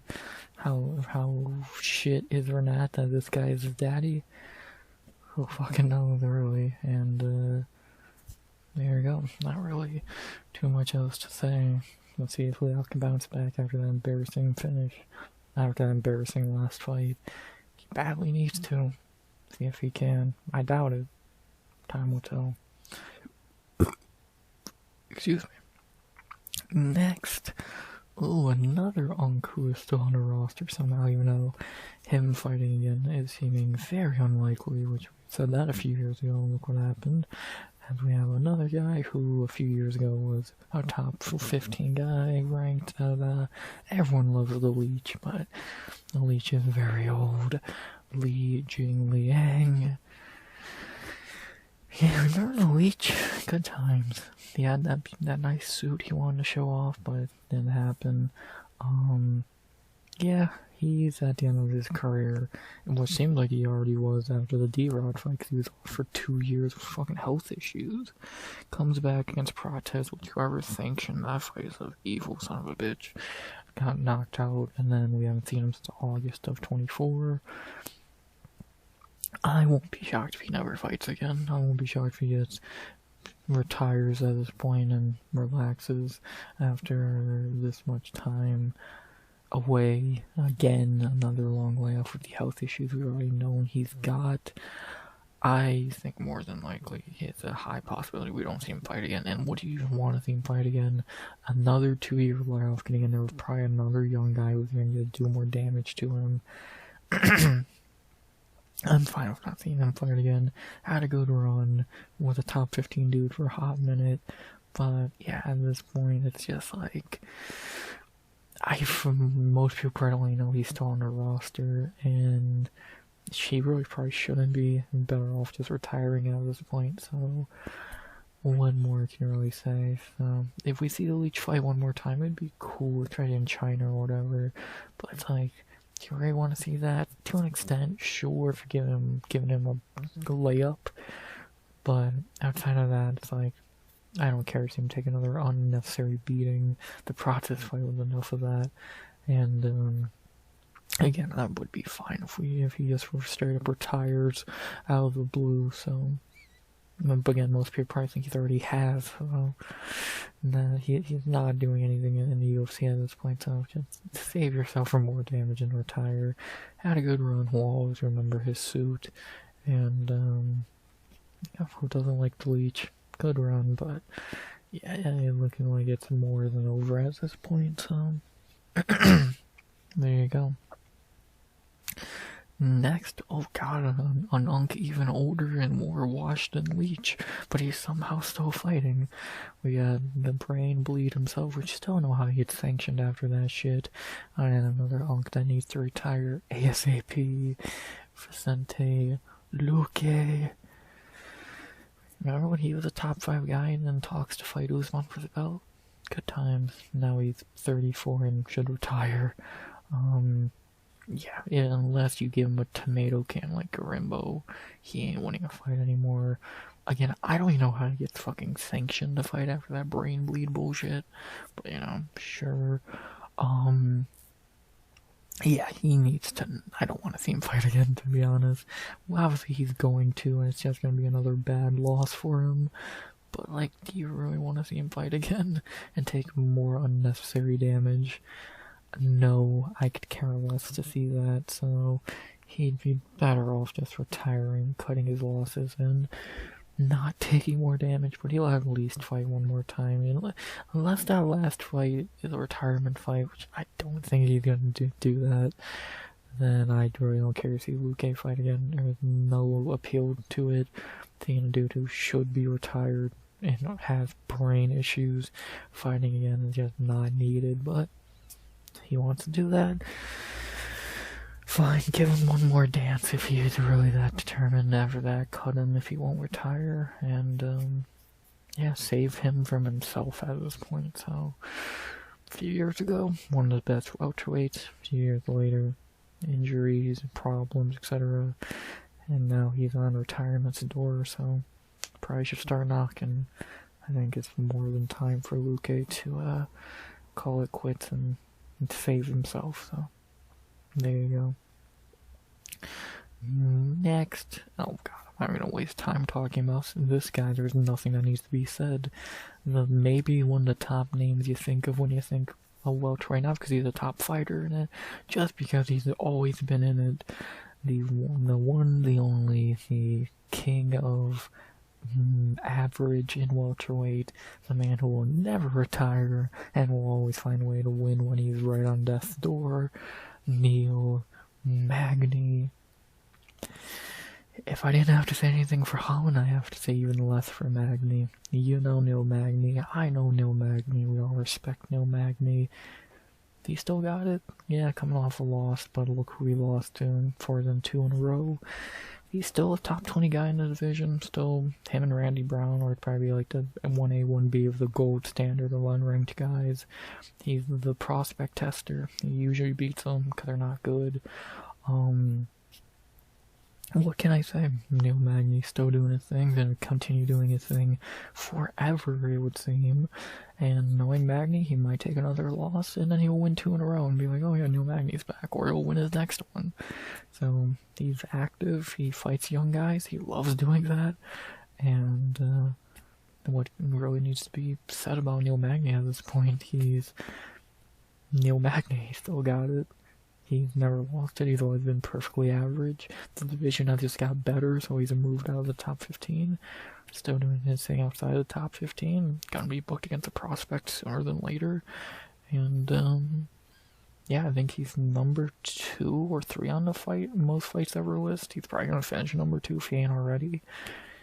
What else can you say? I'd say welterweight-wise, the dude's a legend. And, what else needs to be said? We're gonna see him fight a few times this year. Win 1, lose 2, win 2, lose 1, whatever can weigh. It's Neil Magny. What else needs to be said? I don't think anything. What can I tell you about Neil Magny you don't already know? Exactly nothing. A welterweight legend, the king of average in a division. There you go. Next, from actually, what a coincidence that we go from Neil Magny to his son, the guy he fraud checked badly because this guy's fucking terrible. We have the Canadian Bonfim, who's way worse than Bonfim, Mike Malott. And yeah, I'm not gonna waste time here. This guy's fucking garbage. We can just be blunt about it. He's the Canadian Bonfim, but way worse. Like, since that Magny fight where he got fraud checked, he beat Can, Mid. He really should have lost that fight if he didn't knee Holland's dick into his fucking abdomen. This guy's a joke. I cannot wait to watch him lose again. Yeah, he sucks. I don't know what you want me to say. Like, yeah, even for Canadian standards, I think this dude below them. He's fucking terrible. And, yeah, nothing more really needs to be said, so there you go. He sucks. Next, he's just a Canadian bomb fame who can't fluke his way into the top 15 because Brandy Brown will wipe the floor of him, so yeah, he sucks. They're gonna put him in another high profile fight against someone decent. He's gonna lose again because he sucks. Very simple. Next. Speaking of average at welterweight, maybe another king of average at welterweight, the gold standard of, like, he's there, he's good, the man who's never been able to break through and has always just been pretty much in the same spot his whole career. We have Jake Matthews. He's Jake Matthews. What can I really say? He's all just like Neil, kind of even to a lesser extent. He's gonna always be a guy who's at welterweight. He's always gonna either be coming off a loss or he's gonna be on a random winning streak. Like, he's, it's still pathetic how he's still bitching about that Magny fight you lost. But outside of that, like, what are there to say? It's Jake Matthews. He's been doing the same thing for like 10 years. He's a perfectly decent fighter in the division. Top 25 on his best day. He's like the 19th best welterweight. And yeah, he's gonna, like, just like I said with Neil, he's gonna bounce back against someone much lower below him. But unlike Neil, he doesn't fight prospects. He just beats up tomato cans, and then he's going to lose to someone decent again, like he always does. So, yeah, not really much to say about Jake Matthews. He's been doing the same fucking circle forever, and yeah, win a few, lose, win a few, lose, and he always loses one. He never loses more than one in a row. That's just what he's good at. So I don't see it changing anytime soon. Stop bitching about the Magny fight and move on. You lost. You can't overkill a loss, buddy. And, yeah, I think we all know the Jake Matthews cycle. Win a few, lose. Win a few, lose. Pretty simple, self-explanatory. Doubt it changes in 2026 or anytime sooner than that. Not very much else to say. There you go. Jake Matthews. Simple. Next, another unk in the division who I think should have already retired, but for some reason is still going on. We got, I think, I thought he was like 43, one of the oldest dudes in the division. I forgot who is. He's not the oldest dude. The oldest dude we'll talk about soon. The unk himself, who should have probably retired in 2024 after his last win. Old man Court Muggy. I fully believe he should have retired after that Tim Means win. An underdog win at home in Utah. The only Utah fighter. It would have been perfect, but for some 40, not even 40 yet. But for some reason he wants to still go. And then he looks piss poor against Chiesa. I guess he'll keep going till the wheels fall off, and I think they've already fallen off, but he's still going. Yeah, I think he should retire after the Tim Means fight, but he wants to keep going and retire on a lower note. Good for him. It's probably gonna happen any fucking day now, because again, he's like 90. But, what else can you say if he wants to keep going instead of ending on a high note? Good for him, man. So we'll see him sometime in 2026. Either beat a bad fighter or get beat up, more than likely the latter. And, we'll see if he ever actually retires. I have my doubts. So, not very much else to say about Court McGee. How the fuck is he still here? Why did he not retire after the Tim Means fight? Which I predict him to win, by the way. That's another really good underdog pick by me. Thank you very much. But yeah, retire, old man. You already should have. There you go. Next, I'm not gonna talk about him because he actually got cut, literally. It's not even like I think he did, I know he did. He even confirmed it himself like 2 weeks ago, so nothing to say there. Let's move on to next. Well, yeah, just speaking of Corey McGee, let's talk about the guy he beat and who he should have retired after beating. We have the Dirty Bird, who's also another guy who needs to retire. Tim Means. Yeah, he is still on the roster. Hasn't fought since that fight in October 2024. 1-5 in his last 6. Do I see him fighting again in the UFC? He's gonna be 42 in February. I think there's a chance he gets one more fight. Where is he from? Oklahoma. They're not going there anytime soon. Sorry, buddy. If they do go to Oklahoma in 2026, he'll probably stay around and retire there. If not, either he's gonna have one more fight, probably retire or lose, or he's just gonna be randomly cut sooner than later. So, yeah, better. I don't know why he's just still here, but you know, probably a perfect guy for BKFC, I would imagine, or something like that.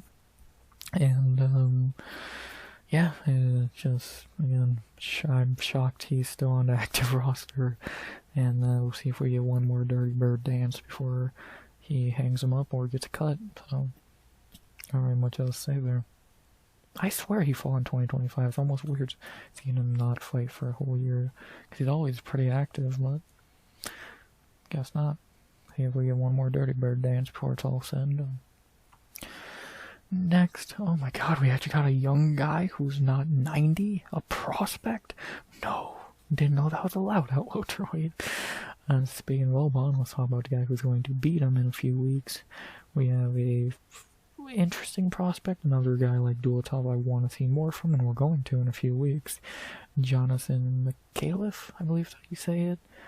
I believe he's a Robert Whittaker training partner. 8-1, 26 years old, 1-0. Beat Juice as an underdog and looked pretty good doing it. Looked good on Contender Series. Gonna beat Oban in a few weeks. I'm intrigued to see what this guy can do. I think he's an interesting one. Again, haven't seen a whole lot from him. Same amount that we've seen from Dulatov. 1 fight on Contender Series, 1 fight in the UFC. So let's see how he does in his second outing. I think he could be an interesting prospect. He looked pretty good against Juice. He should beat Oban pretty easily. Again, I believe he's a Whittaker training partner, but maybe I'm wrong. Yeah, a guy I really can't say much about because I've nothing very little.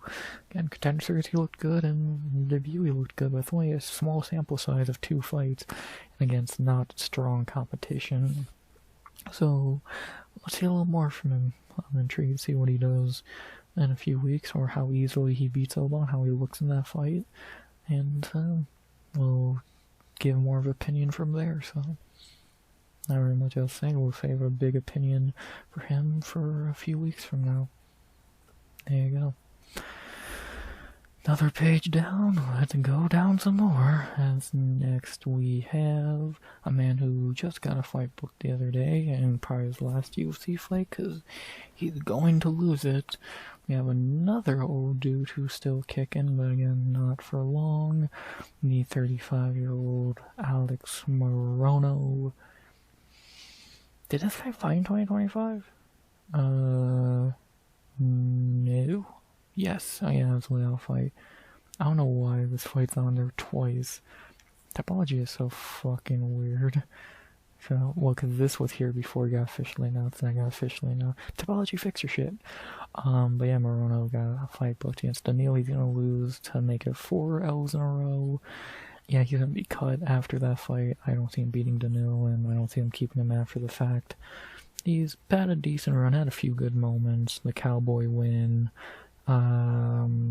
The fucking Cowboy win. Yeah, he hasn't done much else outside of that.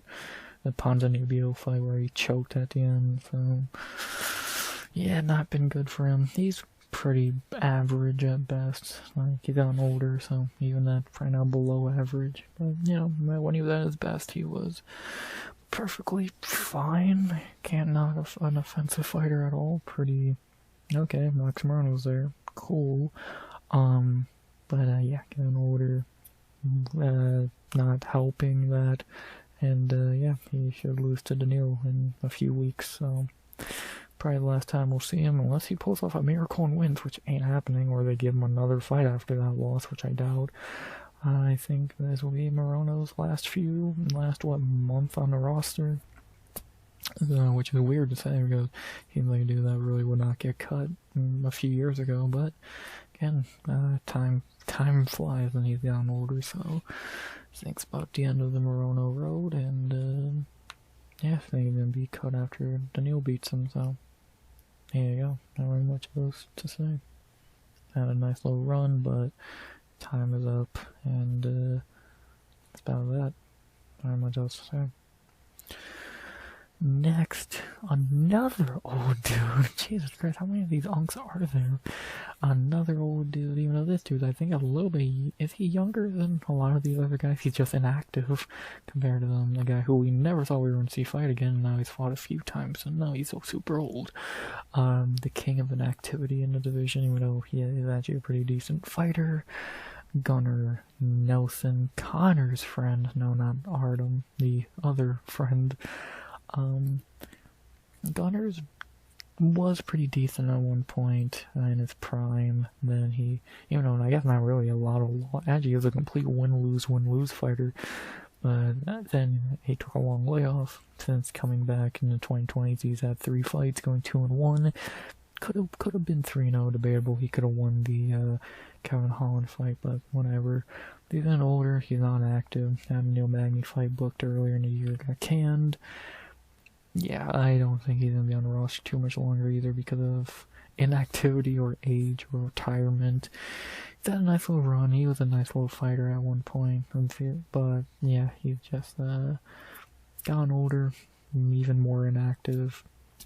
He's still decent. He would beat a lot of guys, but like at this point, like he barely fights, and he's just not what he was. So at one point he was a top 15 guy. How high was he ever ranked? Number 8. Wow. Yeah, he was good at one point, but inactivity, age, all that. I don't see much. I don't see us seeing many more Gunnar Nelson fights. I think he'll survive 2026. I think 2027, when he's almost 40, is probably when it will be about the end for him. And yeah, had a nice run, decent fighter. Just injuries and activity, whatever. He's just doesn't have it anymore. And again, still beat some of the shittier guys in the division, but at this point, it's just kind of time for him to either hang it up or, I don't know, probably just hang it up. Oh, actually, no. If he got cut, he would be perfect for karate combat. So, because ain't that his style, karate? I don't think it's gonna say here, but yeah, he could be perfect there. So, you don't know. One of the other youth, he'll cut their losses or he'll retire. Either way, Gunnar's had a nice run, just inactivity and all that has not been great for him. And now aging ain't helping. Not really much else to say. We'll see when we see him again, because I would say in 2026, but you know, Gunnar, who fucking knows when he fights again. And, yeah, see what happens with Gunn, how many more times we get to see him in the UFC before it's all said and done, or he's in karate combat. We'll see. Very much more to say there. Next, instead of the lightweight moving up, we have a middleweight who moved down here, and for the worse it seemed, because he's not good at welterweight and he was shitty at middleweight. We have the very disappointing for how decent he looked at times in his career, Chidi Njokuani, or most of the time you can call him Shitty Njokuani of how he performs. Did pretty bad at middleweight after he started fighting somewhat halfway decent competition. I remember Albert Duraev. At welterweight he went on a nice little winning streak of 2 boring wins, and then a Zaleski win, and Jake Matthews beat him easily. I think we've seen the best of Chidi at this point. He's a can crusher. The second he fights anyone actually decent, he gets beat easily. And, or actually when he fights someone who isn't decent, like fucking Duraev beat him. Yeah, he's old, 37, whatever really to say. Yeah, just he's a pretty mentally weak fighter. We've seen him quit once or twice.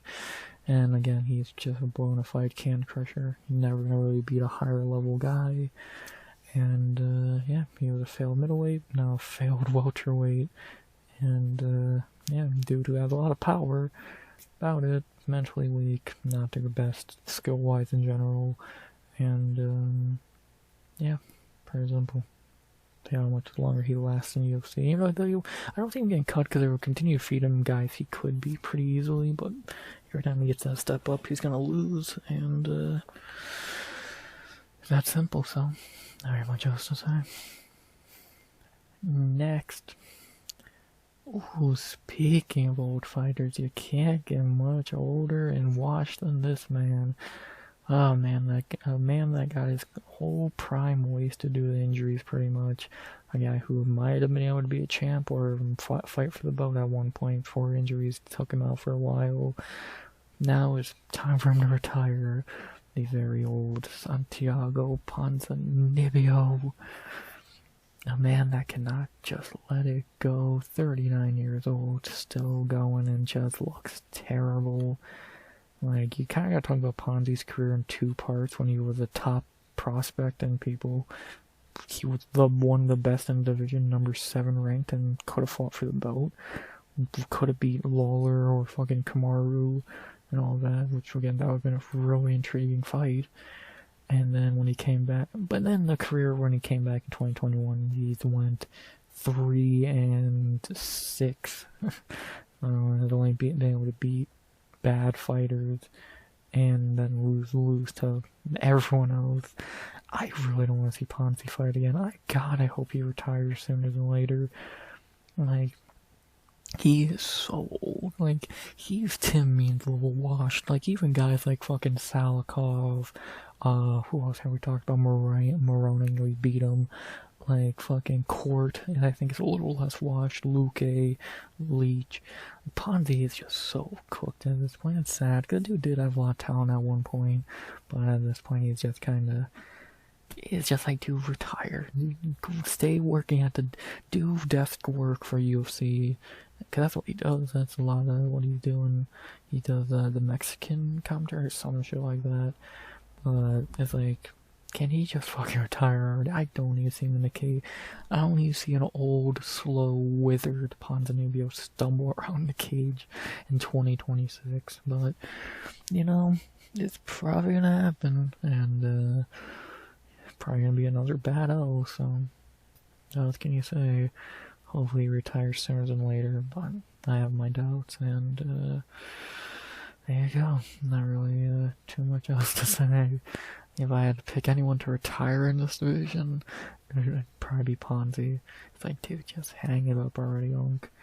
Yeah, had a good run, but God, it's actually sad to watch him fight at this point, so hopefully he gets the memo and dips already. I have my doubts though. Next, speaking of old dudes, this one, I guess you could call him washed because he was better at one point, but he was never that great. Another old man, and I don't think is he that old? 36, younger than a lot of guys, but he's also very washed, and if he was ever that skilled to begin with, at one point very entertaining, now just old. Nico Price. Yeah, Nico is still here. I've not been doing the greatest lately, losing more than winning 2 in a row. Summer Garimbo beat him, enough said. He only can beat guys named Alex, apparently, in his last few fights. We really thought that Morono fight was going to be the end of him, but he somehow pulled off a win there. They jobbed out to Robbie Lawler in his retirement fight, which was cool. Yeah, Nico's just really not been the same since that fucking... He was not even that good before that Luke K fight, for being honest. I don't know, like, Nico's a guy who, again, another guy who kind of screams BKFC. He'd be pretty perfect for it, and I'd rather see him there than the UFC at this point, but I think he has one more fight up his sleeve before he gets cut, so... Give him it, let him lose and get cut, and then cut your losses, let him go to BKFC or whatever. So, yeah, not really too much else to say there. Not even washed to the extent of the other guys, because again, I don't think he was ever the greatest. But, yeah, he can... Yeah, he can get one more fight and then leave. Not very much more to say. He was okay at best that time. Was he ranked ever? No.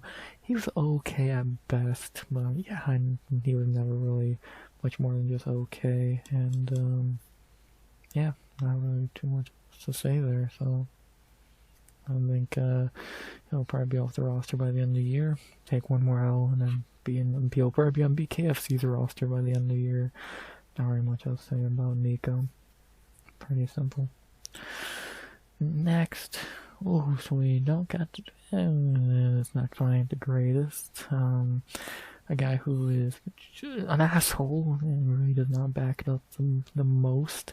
We have the very outspoken, again, he doesn't really back it up too often, Charles Ratke.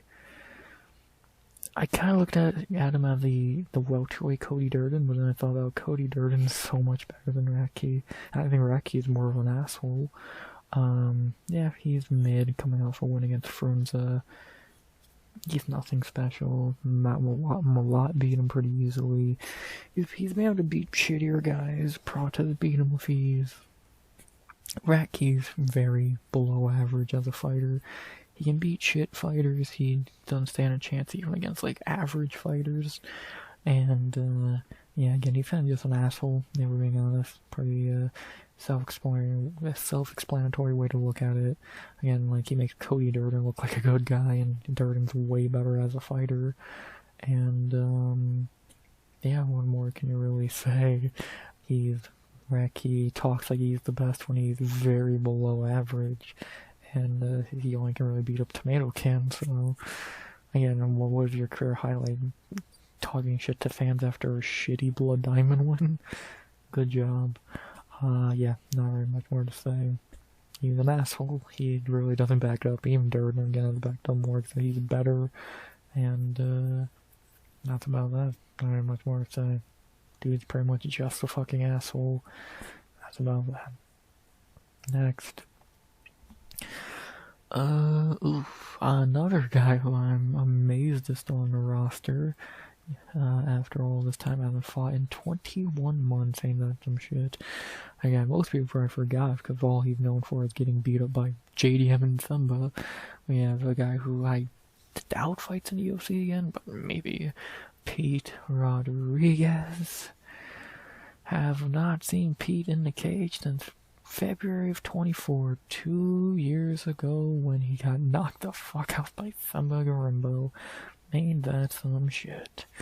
Yeah, what a weird career he's had. Lost to JDM, had that weird Mike Jackson fight, which I remember, Mike Jackson, and then Thumba Garimbo knocked you out. Yeah, that says a lot. 29 years old, maybe he fights again out of the blue, no one expects it. If they want to just have him be cannon fodder one more time, someone they want to win. If not, I won't be sure if he just gets cut on a random day sometime this year. Would sound pretty normal. Again, I'm shocked he hasn't been cut yet. And yeah, he's not that good at all. 5-2, inexperienced, not that good, etc., etc. What else can you say? Shocked he's still here, but I doubt for much longer. And yeah, either he shows up one more time for a loss, or he just gets cut straight up. So not very much else to say there. Did not even think he would still be here, to be honest, but as you see, I've just forgot about him. Simple. Next, okay, a man we just saw lose a few weeks ago. Another very average fighter in the division. One of the more perfectly mid fighters in the division. The very nice guy and very okay fighter, Phil Rowe, Will Smith. The man we just saw get beat by Ko a few weeks ago. Rowe is okay. He's very mid. Like I said, I think he's one of the more perfectly mid fighters in the division. He can beat tomato cans like Lusa and Price, but he doesn't stand a chance against Matthews or Mag. Even though he almost won that Magny fight, but Matthews and Coe, where he was never gonna beat. 35 years old, not it seems like he tries to be more active than the UFC where he lets him be. He's decent. He's, again, perfectly mid. He'd beat a lot of these shittier guys we've talked about, but, again, like I said, Ratke, who I think Rose better than, he's just really never been able to really show that he could fight a higher level guy and win. Like, if you said Phil Rowe was the 50th best welterweight, I'd be like, yeah, more than likely. He's perfectly fine. No real issues with him. Seems like a really good guy. And, yeah, not really much else to say. When I think of, like, the most perfectly average welterweight, I think of Phil Rowe. Decent. And, yeah. What else am I really meant to say there? Not much else. There you go. Next. I'm gonna talk about him with the middleweights because he should stay at middleweight. So let's get to the next unk, and maybe the last. No, not the last one, but one of the last ones, and one of the better ones still. We have, even though he did just get knocked out, he's still one of the better unks in the division, still one of the better fighters in the division. He's very good, but getting older. Muslim Salikov. Uncle Muslim, 41. Who doesn't like Salikov? Yeah, he looked pretty bad in that Medic fight, but it happens. Won 3 in a row before that. Still looks pretty decent. Still a top 30 guy in the division. King of Kung Fu still has some of the quickest kicks you'll find. Good power in his hands. Still would beat a lot of these guys we've talked about.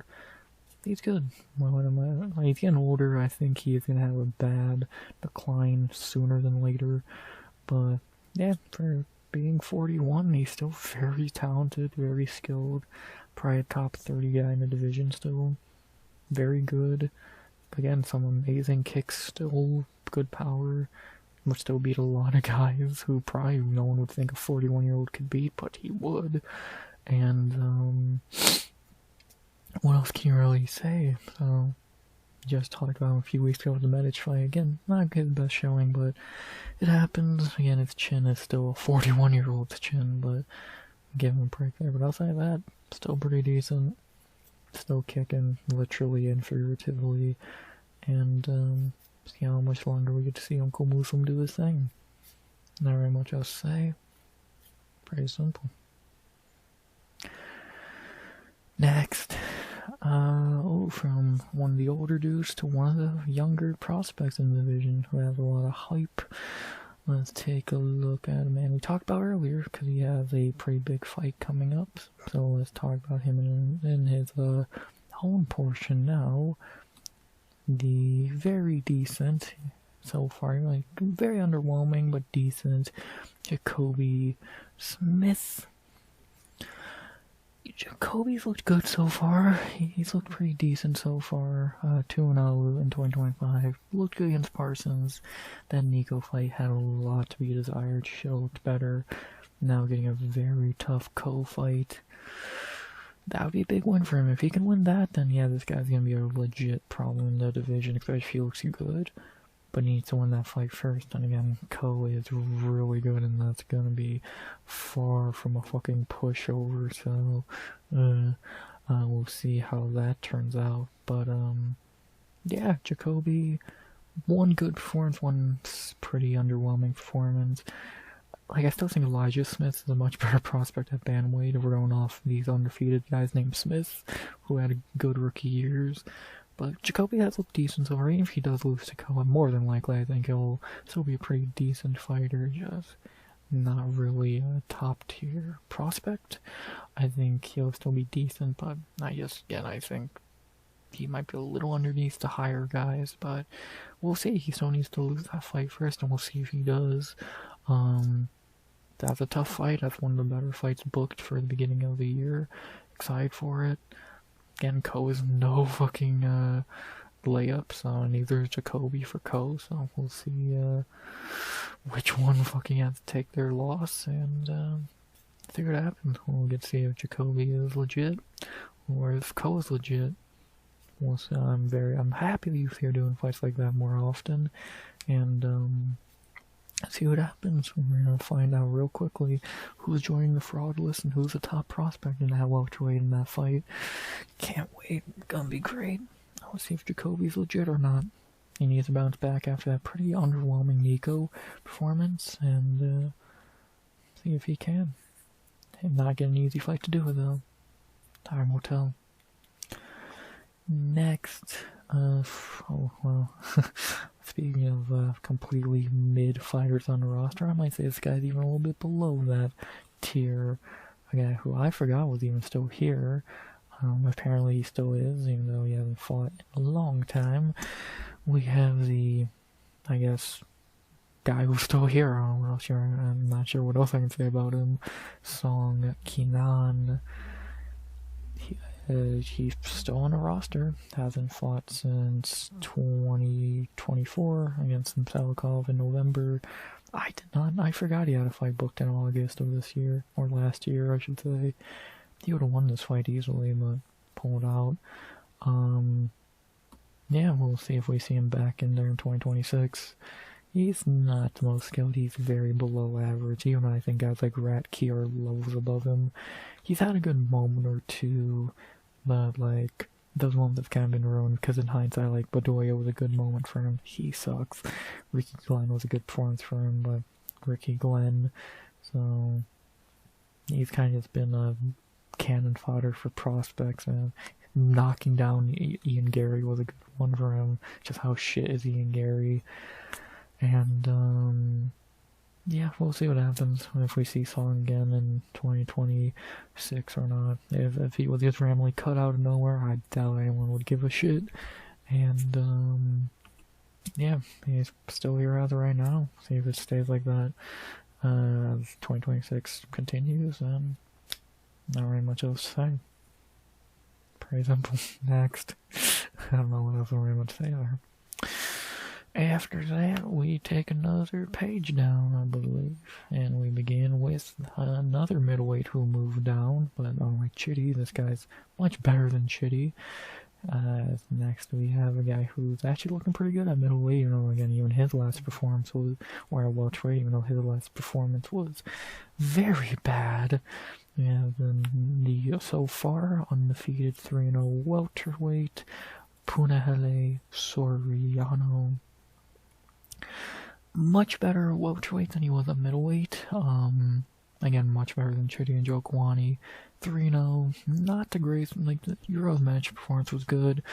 Baeza and Vertenikov were very bad performances for Soriano. Boring and just didn't look that good. A bit worried how he looks when he does fight someone better. Like, again, best guy he's fought at welterweight is Medic, who is just kind of entertaining more than the most skilled, so I won't be shocked if he falls in the same trap that he fell into middleweight, and that's just guys are better than him. But, we're gonna find out if that's true or false sooner than later, because eventually he's gonna have to fight someone better and see if he's actually better at welterweight or if he's just got good competition so far, or bad competition so far. Time will tell, and yeah. Not very much to say about Puna. One good performance at welterweight, two bad ones, and those two were against his two worst opponents. Was a really bad middleweight who probably should have been cut, if we're being honest, but he's getting a second chance. See how far he can go with it. Not very much else to say. Let's see if he can stay undefeated at welterweight, or does he get exposed again for kind of just being a can crusher. Time will tell. Let's find out. Next, one of the more overlooked guys in the division, prospect-wise, man, because he's only had one fight, and it was at like 4 in the morning where no one was watching.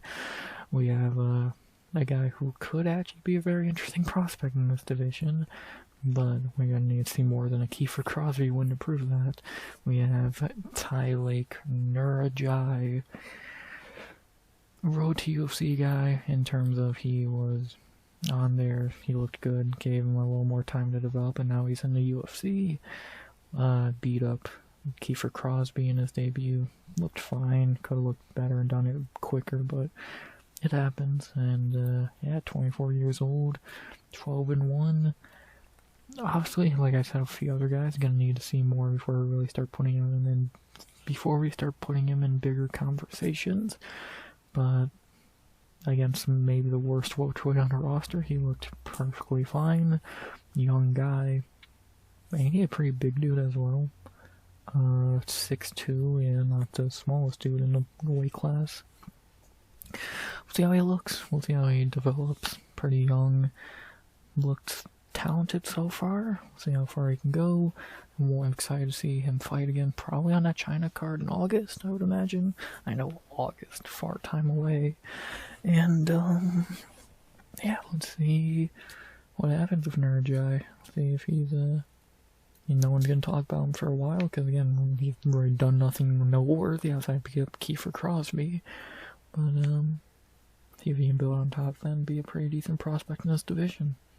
Haven't seen much, excited to see more. Right now, just another guy I really can't give a strong opinion on, because jury is really still out. Haven't seen enough to really give a verdict. See, when we get more, evidence. Next, from a 24-year-old to a 42-year-old. I'm not gonna waste a lot of time here, because what even needs to be said here about, I believe, the oldest fighter in the UFC now, at 42 years old. The NMF, the nicest motherfucker. But man, does this motherfucker need to retire. We have Wonder Bread himself, Stephen Thompson. Yeah, if we're still talking about Wonder Boy being an active fighter going in 2027, we have an issue. As decent as Wonder Boy still is, yes, maybe he beat Bonfim, but for years of debate, he needs to retire. He's 42. He's looking pretty okay against Buckley and Bonfim guys he would have beat 5 years ago. Yeah, he needs to retire. He's the oldest dude on the roster. The last one was in December of 22. One more fight, give him a cool retirement fight, and then let him retire. Like, what the fuck else can I say? I don't want to see Wonder Boy fight more than once, one more time. And I definitely don't want to see him fighting in 2027, as much as they're all like Wonder Boy, great guy, etc., etc. Time is time.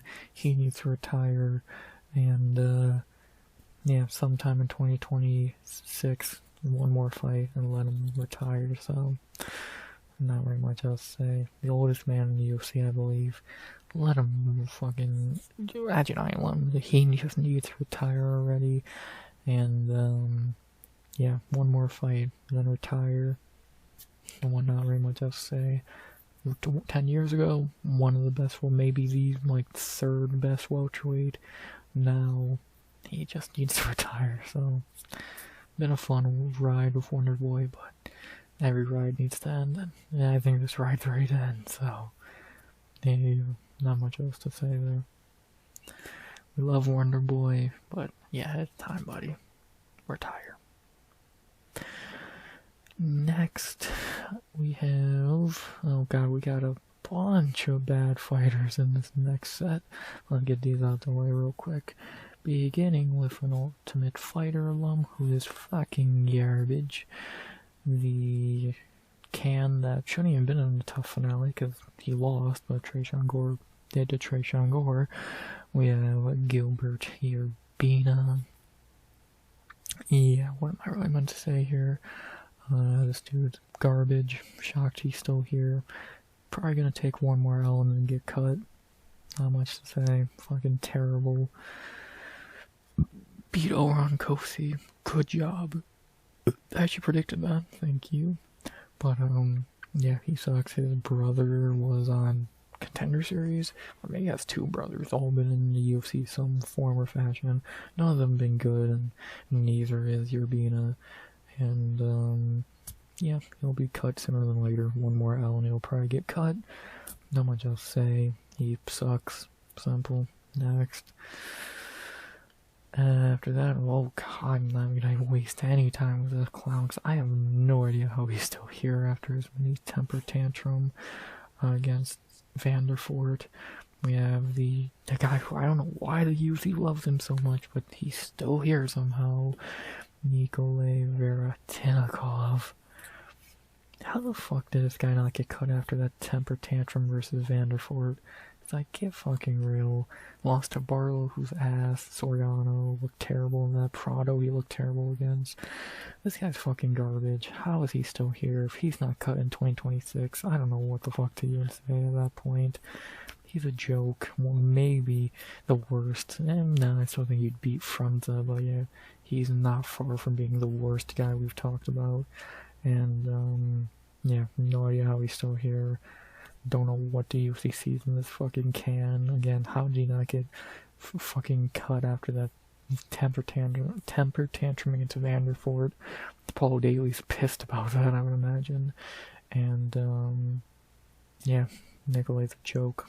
Nothing more to really say there. Next. Get this can off the fucking roster in 2026. That's my one fucking goal for welterweight in 2026. Do that, and it was a great year. Next, okay, maybe the best of this set of pretty mid fighters, or not even mid shit fighters. A guy who did take his first loss in the UFC this year against a good fighter, even though I think it was a long overdue thing, because he doesn't seem to be that good. Well, yeah, he's very tall, but doesn't seem to be the greatest. Trey Waters.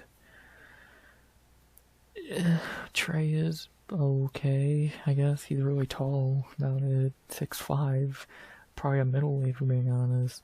Started the career pretty decent. Quinlan was a good debut win. Goff, good fight. So debatable if he actually won it. Then Patterson put him out. Yeah, Waters doesn't seem to be that good. He's just really kind of a, pun intended, a watered down Randy Brown. Same size, lack of talent. Yeah, I don't see much in Trey. I think he's better than a lot of guys. Like, he's better at this point. Like, like, I don't think he's that good. I don't think he's bad enough to go on a losing streak and get cut, at least more than, like, unless they give him some super hard fights. But I don't think he'd be anything more than, like, a fucking 3-2 guy in, like, another year or two, so he's nothing special. He's just really tall, a very downgraded Randy Brown, and unless he's fighting a very bad fighter, he's gonna lose. See if he can bounce back in 2026. Not much else to say. Next. After that, we get right back to tomato cans, and we got a good amount in a row, so let's get ready to run through these. Being with the man who beat Simba in that terrible fight doesn't mean this guy ain't terrible in his own right. The very old, even though he's not even in the UFC that long, he's just super fucking old. Where the fuck is he? He should be around here. I saw him like 100 times now. Oh, there he is. The very old, coming off of more than unimpressive win, Jeremiah Wells. And this man is 39 on all the good roids you can find. Yeah, he sucks. I'm not gonna sugarcoat it. He lost this fight, so really he is 4-3. That Thumber win was fucking pathetic. Yeah, Jeremiah's not good. He's just a big dude who can throw you around pretty easily if you can't stop a takedown. Shitty cardio, not a good fighter. Very short. Probably would be better off being a lightweight, but, you know, logic. Yeah, dude sucks. Not much to say. He's better than Thumba. Again, he beat him, but that fight could not have been less impressive. And, yeah, he sucks. Pretty simple. Next. After that, we get to another guy who's kind of been, I don't know why I would say this guy sucks, but he's been very, bad lately and kind of been exposed for just not being that good. For kind of just being a guy who hits really fucking hard, and it's probably gonna be out to UFC very soon. We have a man who, at one point, piped up, now, not so much. We have Chaos Williams. There has been times when Chaos will look like he was going to be a pretty good fighter, and then he just kind of shit the bed every time. Gets a few good knockouts, loses, a few good wins, loses. He kind of lost this fight. This was a good win, LL. very mediocre UFC record. Probably should be 5-5 if I'm being honest. He's kind of like Welterweight Rumble, but with even less talent than the Welterweight Rumble had at that time. He just hits really hard. He's not the most skilled at all. Not good cardio. Best win is Alex Morono. Ever being Abdulrazak Al Hassan. And yeah, he's not that good. I won't be shocked if he's gone in 2026 after another loss. Because unless you leave your chin out there on a silver platter, more than likely Chaos ain't gonna be able to beat you. Because he's just not that talented. And yeah, he's just kind of a failed prospect from prior years. Had flashes, couldn't really build on top of them. And again, just not really that good outside of just hitting really hard. Yeah, actually, he's just a worse Jeff Neal. Yeah, that's the perfect way to describe him. He's just a shittier Jeff Neal. And Jeff Neal's already not that good, so... yeah, he's, I doubt long for the UFC at this point. Unless he can get a lucky knockout win his next one, or fight a can. I don't think we're going to get much more chaos in the UFC. And outside of just hitting hard, Dude Ray doesn't have much more outside of that. Next, well, I guess we can talk about him here, because I guess necessarily he is a welterweight now for whatever fucking reason. Even though, God, is that just one of the worst ideas a fighter's ever had. We got the welterweight, quote, quote, Jack Hermanson. Who the fuck let this dude fight at welterweight? And speaking of people who need to badly retire, Jack, just retire, please. We don't need to see you take more fucking knockouts. Like, I'm not even a fan of this guy. I don't care for him. I never thought he was that good. But it's like, Jesus Christ, dude. Retire. You don't need more damage. You're 37. Middleweight, you're gonna get knocked out. Welterweight, you're gonna get fucked up. Just retire. I don't know what else to say. I talked about this not that long ago when he just lost to Oral By. Say it again here. Dude, just fucking retire. You're not a welterweight. Your chin's too weak for middleweight. Just fucking retire. Jesus Christ. Go do fucking grappling or some shit. That's what you're good at. UFC has passed you by. Just retire. Pretty simple. Next. I don't want to see him fight again and get knocked out again. It's like, enough, dude. Retire. You're not a welterweight. Jesus. Next. I'm fucking amazed this dude is still on the fucking roster. I know they're gonna have him here on Tapology too, truly. Because I truly don't even know if he's still on the roster.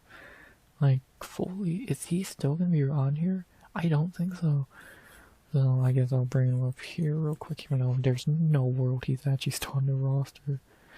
We have one of the worst fighters I've ever seen in my life, Wellington Turman.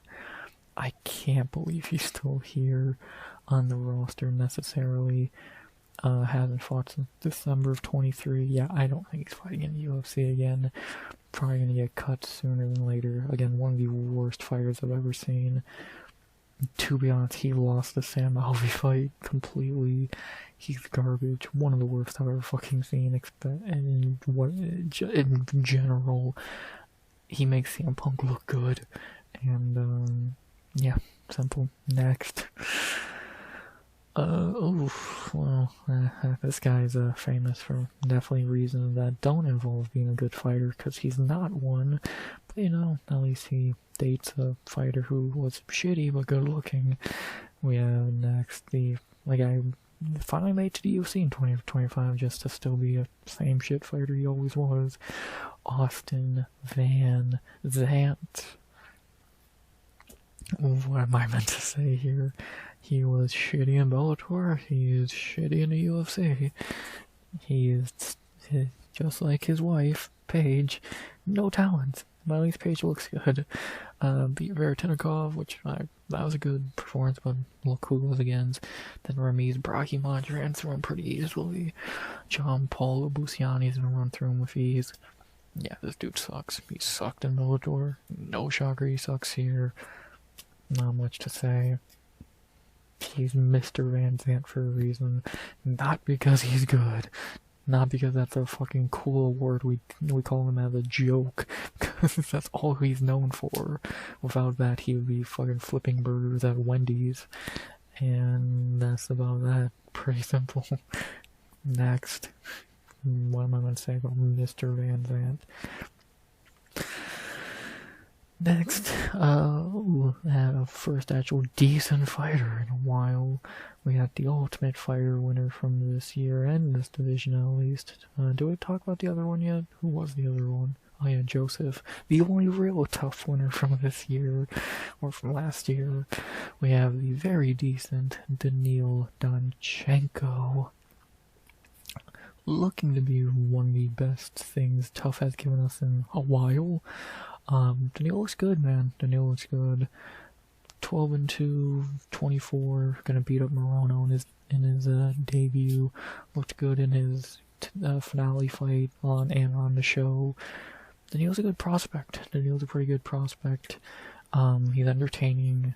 He's like a much better Robert Valentin over the end. That is his teammate. He's much better than Valentin. And again, he should be Morono pretty soundly. Looked good so far from what I've seen. I don't see why you wouldn't keep it up against someone as washed and not that great as Morono. Daniil should be able to win that pretty easily, get another finish, continue the streak, probably get a little hype under his name there, and yeah, he's pretty decent. What else can you really say? Get intrigued to see him fighting outside the tough bullshit. Should beat Morono, and see how far his kid can go. Will he be one of the rare gems from Tough? Because we haven't had any. Brian Battle, who is cut, and Brady Houston, who doesn't fight. So, you know, you gotta take what you can get. Maybe Daniil is that gem from Tough we haven't had in years. Let's find out. Looks good so far. See if we can keep that going. Oh, and of course, right after Daniil, we got the man that he beat for the trophy. And got this guy a can. I already know they're going to give him a fight in the UFC, because they always do for tough finalists who even lost. Alibi got a fight, so we know Rodrigo will. And you have the man who lost to Daniil in the finale because he sucks. Rodrigo Cezinando. What am I really meant to say here? Yeah, he sucks. I thought he sucked on the show. He was just a boring grappler. He was like the most boring. He was a boring fighter of the season. Didn't even look good in those fights. And then Daniil ran through him with ease. Yeah, he's not good. He's one-dimensional. If you keep it standing, you'll beat him easily. Not much to say. He's gonna be another guy where it's like, why the fuck did you keep him after the finale? Like you're being like Trayshawn Gore, etc., etc. Those guys never work out. I know you're fucking shocked. Yeah, Rodrigo's is another case of that. He sucks. Nothing more to say. Next. Let's get away from the Ultimate Fighter. Ooh, and we're almost done. As we scroll down to our last scroll, we have very few fighters left. And our next one is another prospect, and then one I'm not that high on, because I thought he looked pretty meh in his debut. We have the undefeated, but I feel like it's not going to be for long because of how he looked in his debut, in my opinion. Maybe I'm wrong, but I was not impressed with this guy at all. You know, his name's awesome. We have Axel Sola. I was not really impressed with Sola in his debut. I did not think much of this guy in his debut. Beat Reese McKee, which already a shit one out of his. I don't think he looked that good. I really don't think he looked that good. And he's a dude I've heard about for like a year or two, like hyped up, and for him to look pretty underwhelming against Reese McKee needing a debatable stoppage body shot to beat Reese McKee in round 3 is not great. Like 28 undefeated, so they still have time to get better. But it's kind of the exact same way I thought about Luke Riley. It's like, okay, he looked pretty underwhelming for the hype that he was getting.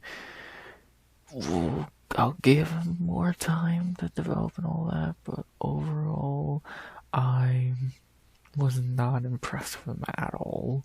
I'm not calling him garbage. I still think he's better than a lot of guys, but I struggle to really look at him as a prospect of how underwhelming he looked in the debut, and I think there's much better prospects so as of right now, but maybe debut jitters, whatever. I'm intrigued to see Sola again because I wanna see if actually just not that good, or that's just a bad opening performance. We'll see. But yeah, I'm not the highest on Sola leaving that debut. He looked very underwhelming, going deep into a fight with one of the worst guys they could have gave him, and we'll see how well he looks in the second outing, though. I'm very intrigued, and see what happens. Another guy that the jury is really still out on, because it's really hard to give us if I had to give an opinion after the debut, it's not going to be a good one, so it's better to wait another fight and see if he gets better or if he's just not that good. So, cool name, a lot of hype. I wasn't really impressed, but if he can get better and look better in the second outing, I was not super impressed with his debut. Next, so speaking of people with bad debuts, someone who looked much worse than Solo lost, as I predicted, and does not look to be that good of a fighter. We have another guy who debuted this year, but he actually lost. He, unlike guys like Dulatov and Sola, he debuted and lost. We have the very questionable signing of Saigid Izagakmanov or Maiev. Yeah, this guy doesn't look to be that good. Took a long layoff from his last fight to the debut, and even signing him after that long of a layoff is weird. 31 years old. Let's be honest, the only reason they signed him is he's a Khabib Islam training guy. He had Islam in his corner for the fight, etc. And yeah, he didn't look that good. Fought Dalby, who was good, and I said Dalby was a tough test, and he was getting the win. Yeah, if you want to say that Saigid looked so bad because of the long layoff, okay, fine. Let's him look better in the second outing. Another loss, and especially looking terrible, then yeah, this dude just sucks. But we can give him another shot. I don't think he's that good. I really don't. But we'll give him another shot. Hopefully he doesn't take another 8-year layoff. Fight again soon, and we'll see how he looks. Knocked some of the rust off in that Dalby fight, even though he really didn't do anything in that fight. Still got some time in the cage, got the UFC debut out the way. Maybe this dude actually is decent. We'll see. I'm going off debut, not very good. But again, think logically, long layoff, tough debut opponent. We'll give him another shot. Another little bad form. Yeah, this guy's a can. But, we'll give him one more shot. Don't take another 3-year layoff, and see what happens. Bad debut, but the circumstances around it, fine. Give you one more shot. Look better where you can. And, yeah, there you go. Not much else to say. Are we done with guys who just came off their debut? No. We'll talk about Contender Series guys last, because our last guy who's not Contender Series is the guy who just debuted a few weeks ago, so I don't really need to say much because I just talked about him. Another guy who just come off his debut. God, they added a lot of guys at welterweight last year to really think about it.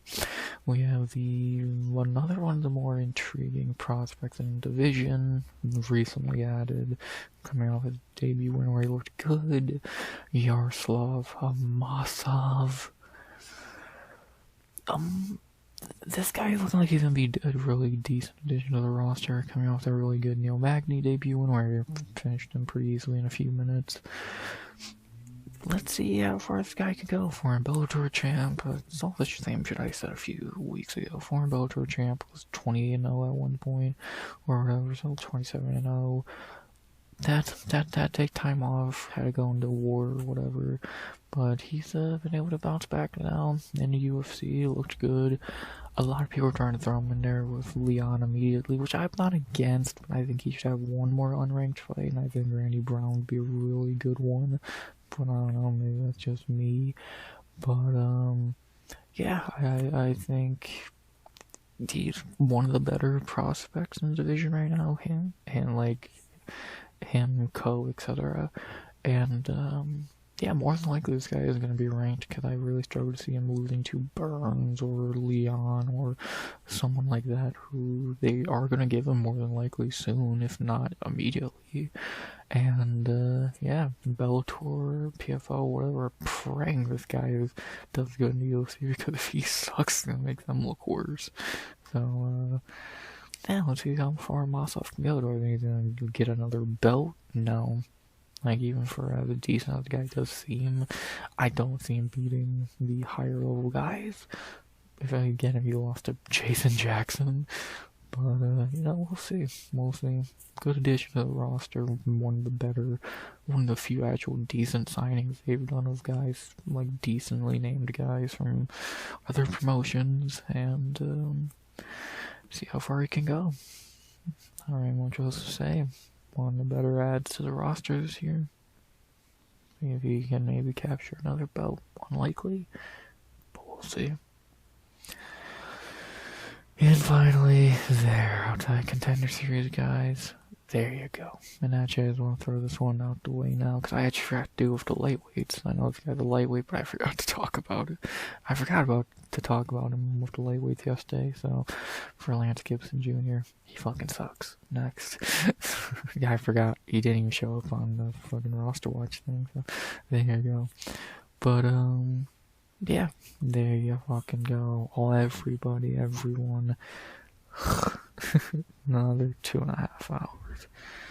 What should I do for y'all? There you go. To look at the few contender series guys, actually a few decent ones. 4 in total. Beginning with Ty Miller, who we're going to see debut in a couple weeks on 324. He should get an easy one against Adam Fugit. He's very green, but he does seem to have a good amount of talent, so cool. Jean-Paul Luciani gonna beat up Austin Vanderford in his debut. Another really good signing. Looked great on Contender Series. See how far he can go. Christopher Alvidrez, the weakest of the 4 easily. He looked fine against a terrible opponent. I don't think this guy's gonna do much, but you know, you never know. Compared to the other 3, I think this dude would get demolished by the other 3 in my opinion. But you know, we'll see. See how far he can go. Maybe I'm not seeing a wide variety of talent there, but you know, we'll see. And lastly, Michael Oliveira, another very good signing. I think one of the better ones. Yeah, dude looked really good. Excited to see him debut. Very good addition. Not very much else to say there. 3 pretty good signings, 1 and finally, there you go. So many fighters, so many names. I have a headache, and God, I love this sport and doing this shit. But there you go. Now to look over the weight class that we always do. We'll be in for my favorite fighters in it going into the year. Carlos Prates, of course, who doesn't like CP. Colby will always be a top name. Holland, of course, who doesn't like Kevin Holland. Oralby. I've actually really grown to like Neil Magny. I don't know, it's hard not to disrespect the guy. Anyone else? I liked Neil. So there you go. And let me just make sure I didn't skip over anyone for this thing. Kiefer got cut or retired, whatever term you want to use. Reese McKee got cut, and that's not, like, I know for a fact there's not even a debate about it. Evan Elder's lightweight, I think. I'm looking at Barlow got cut. God, yeah. Barlow started the year undefeated, and then the year 0 to taking 2 O's and getting cut. Ain't that some shit? Zaleski got cut, which that cut kind of bullshit to do. Like, you keep all the other, you're keeping guys like Tim Means and Nico, but you cut Zaleski. Yeah, that's kind of bullshit, but whatever. I really gotta make sure roster watch didn't make a fuck up. Even no Tabology didn't have Lance Gibson on there either for lightweight. And then I guess the big one, Renat Fragmardinov. Again, like I said, do I agree with his release? No. Do I understand it? Yeah. He's, again, been very underwhelming, and he's just not the most exciting. His UFC record's closer to 3-3 than it is undefeated, and yeah, let him go dominate PFL. I guess. What else are you really meant to say? There you go. Next, who do I think are the best? I guess I would go best prospects in the division. Let's say I think this section right here is really intriguing. Duel 12, the question mark, but could be good. Nerd Drive, the question mark, but could be good. Sola could prove me wrong and be good. I just doubt it. I think he's the weakest of the four here easily. Daniil's an interesting prospect. Michaelis is an interesting prospect. What else do we got? So I think Seokyeon Ko is one of the better prospects, like the top 3 prospects in the division at the moment. Sam Patterson would probably be number 2, and I think Amasa would be number 3 on that list. But yeah, Jacoby as well was pretty decent. See how far he can go. Like, I guess you want to call Pune, Orobai for sure.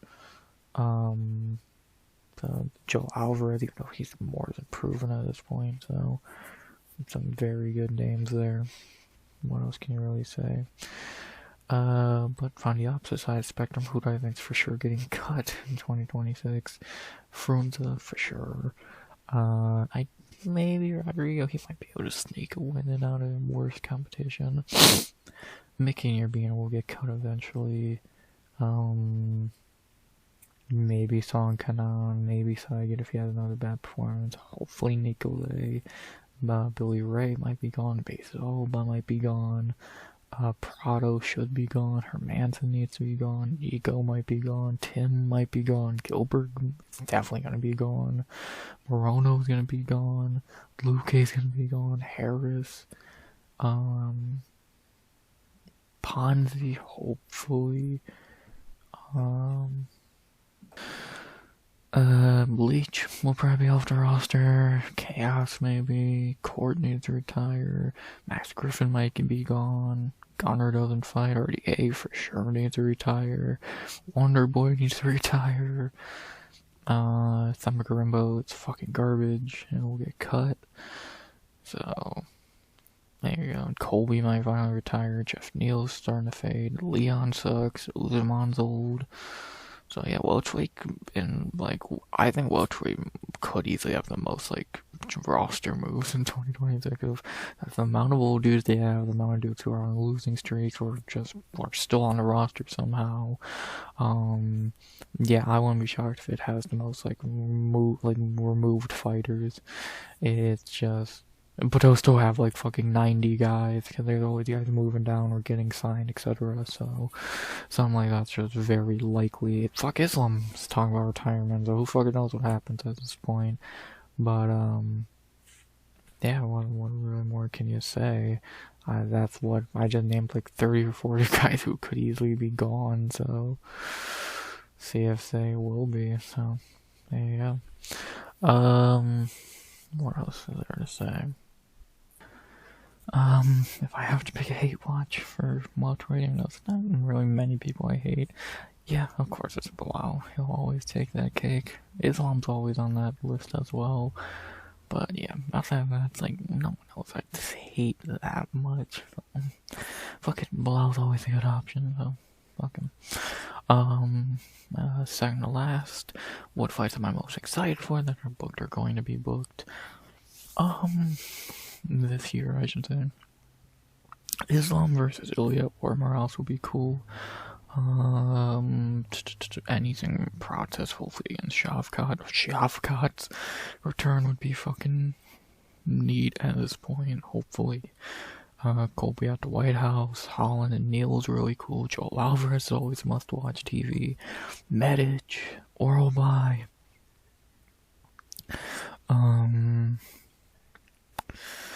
Cohen to Jacoby is one of my most hyped fights that are actually booked at the moment.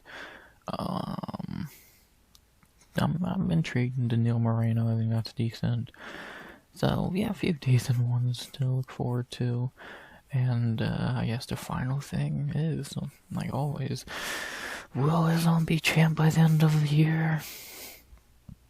I think it depends.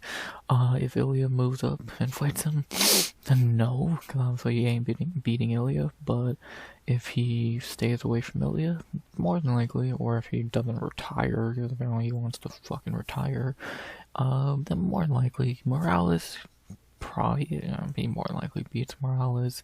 He'd beat Ian. Shavkat's fucked off to go do something. Protez and ain't getting a shot this year. More than likely, maybe. So yeah, more than likely, unless Islam retires or fights Ilya, more than likely he'll continue to hold the belt into 2027. But we'll see. If the Ilya fight doesn't happen, then 2026 was a failure of a year. But I think it's gonna happen. Truly, with how everything's shaping up, it's looking like that's gonna be the White House main event. And if it is, Islam is booked. If not, then he'll fight Morales sometime in the year, and see how that goes. So more likely a win, but never know, I guess. So yeah, hopefully Welterweight can get a new champ sooner than later, a good one. We haven't had one since Robbie Lawler. That was actually good. And see what happens at 170. Weight class that you never know what can happen. For all we fucking know, Protez might somehow get the fucking belt. We'll see. But yeah, I think that's really about all I really gotta say for Welterweight. Another 2.5 hour video, still shorter than lightweight, but yeah, that's about the long and short of that. Really good weight class, of course, going into the year. A lot of good prospects, some old dudes who hopefully end their career on a high. Top 15 is kind of weak, but a few interesting things there. And yeah, it's gonna be an interesting year at 170. The last of the really good weight classes we're gonna talk about, because next tomorrow we talk about middleweight. Yeah, it's gonna be interesting. I think from bantamweight to welterweight, we have the most interesting, deep, talented weight classes, and I'm very excited to see what happens. So yeah, I think it's gonna be another good year for welterweight, like 2025 was. Hopefully Shavkat returns. Hopefully Morales and Protez keep winning, or Morales gets a title shot. Some of the prospects like Amasov, Ko, Patterson go up. Guys like Burns and Leon and Usman fall down more. And see what happens. So very good weight class. Last of the good ones. One of the most worried about doing, so I thought it'd be like 8 hours. Because for welterweight had like 90 fighters, but I guess I was wrong, or it's really easy. And yeah, not very much else to say. Tired talking for a few minutes. Those are 2.5 hour video done, and this should be the last one of this length, because I don't see middleweight, light heavy, or the female weight classes taking more than maybe 2 hours, a little over. So yeah, these were just, I knew if we could just get past these early ones, we would be sitting pretty. I think we're sitting pretty, and there you go. Not really too much else to say. Besides that, the only thing I can think left to say is, as always, I hope you enjoyed the video. Please like, comment, subscribe, 200 subs goal by the end of 2026. unless I'm gonna say something which I don't believe I am. I've already talked for almost 3 hours, and I don't know what else I could really talk about. I say, as always, see y'all tomorrow for the middleweights. We're done with the tough weight classes that take a while. Now let's get to the easy, shittier ones, for better or worse. And as always, we say, or I say, RX out. Good vibes only. And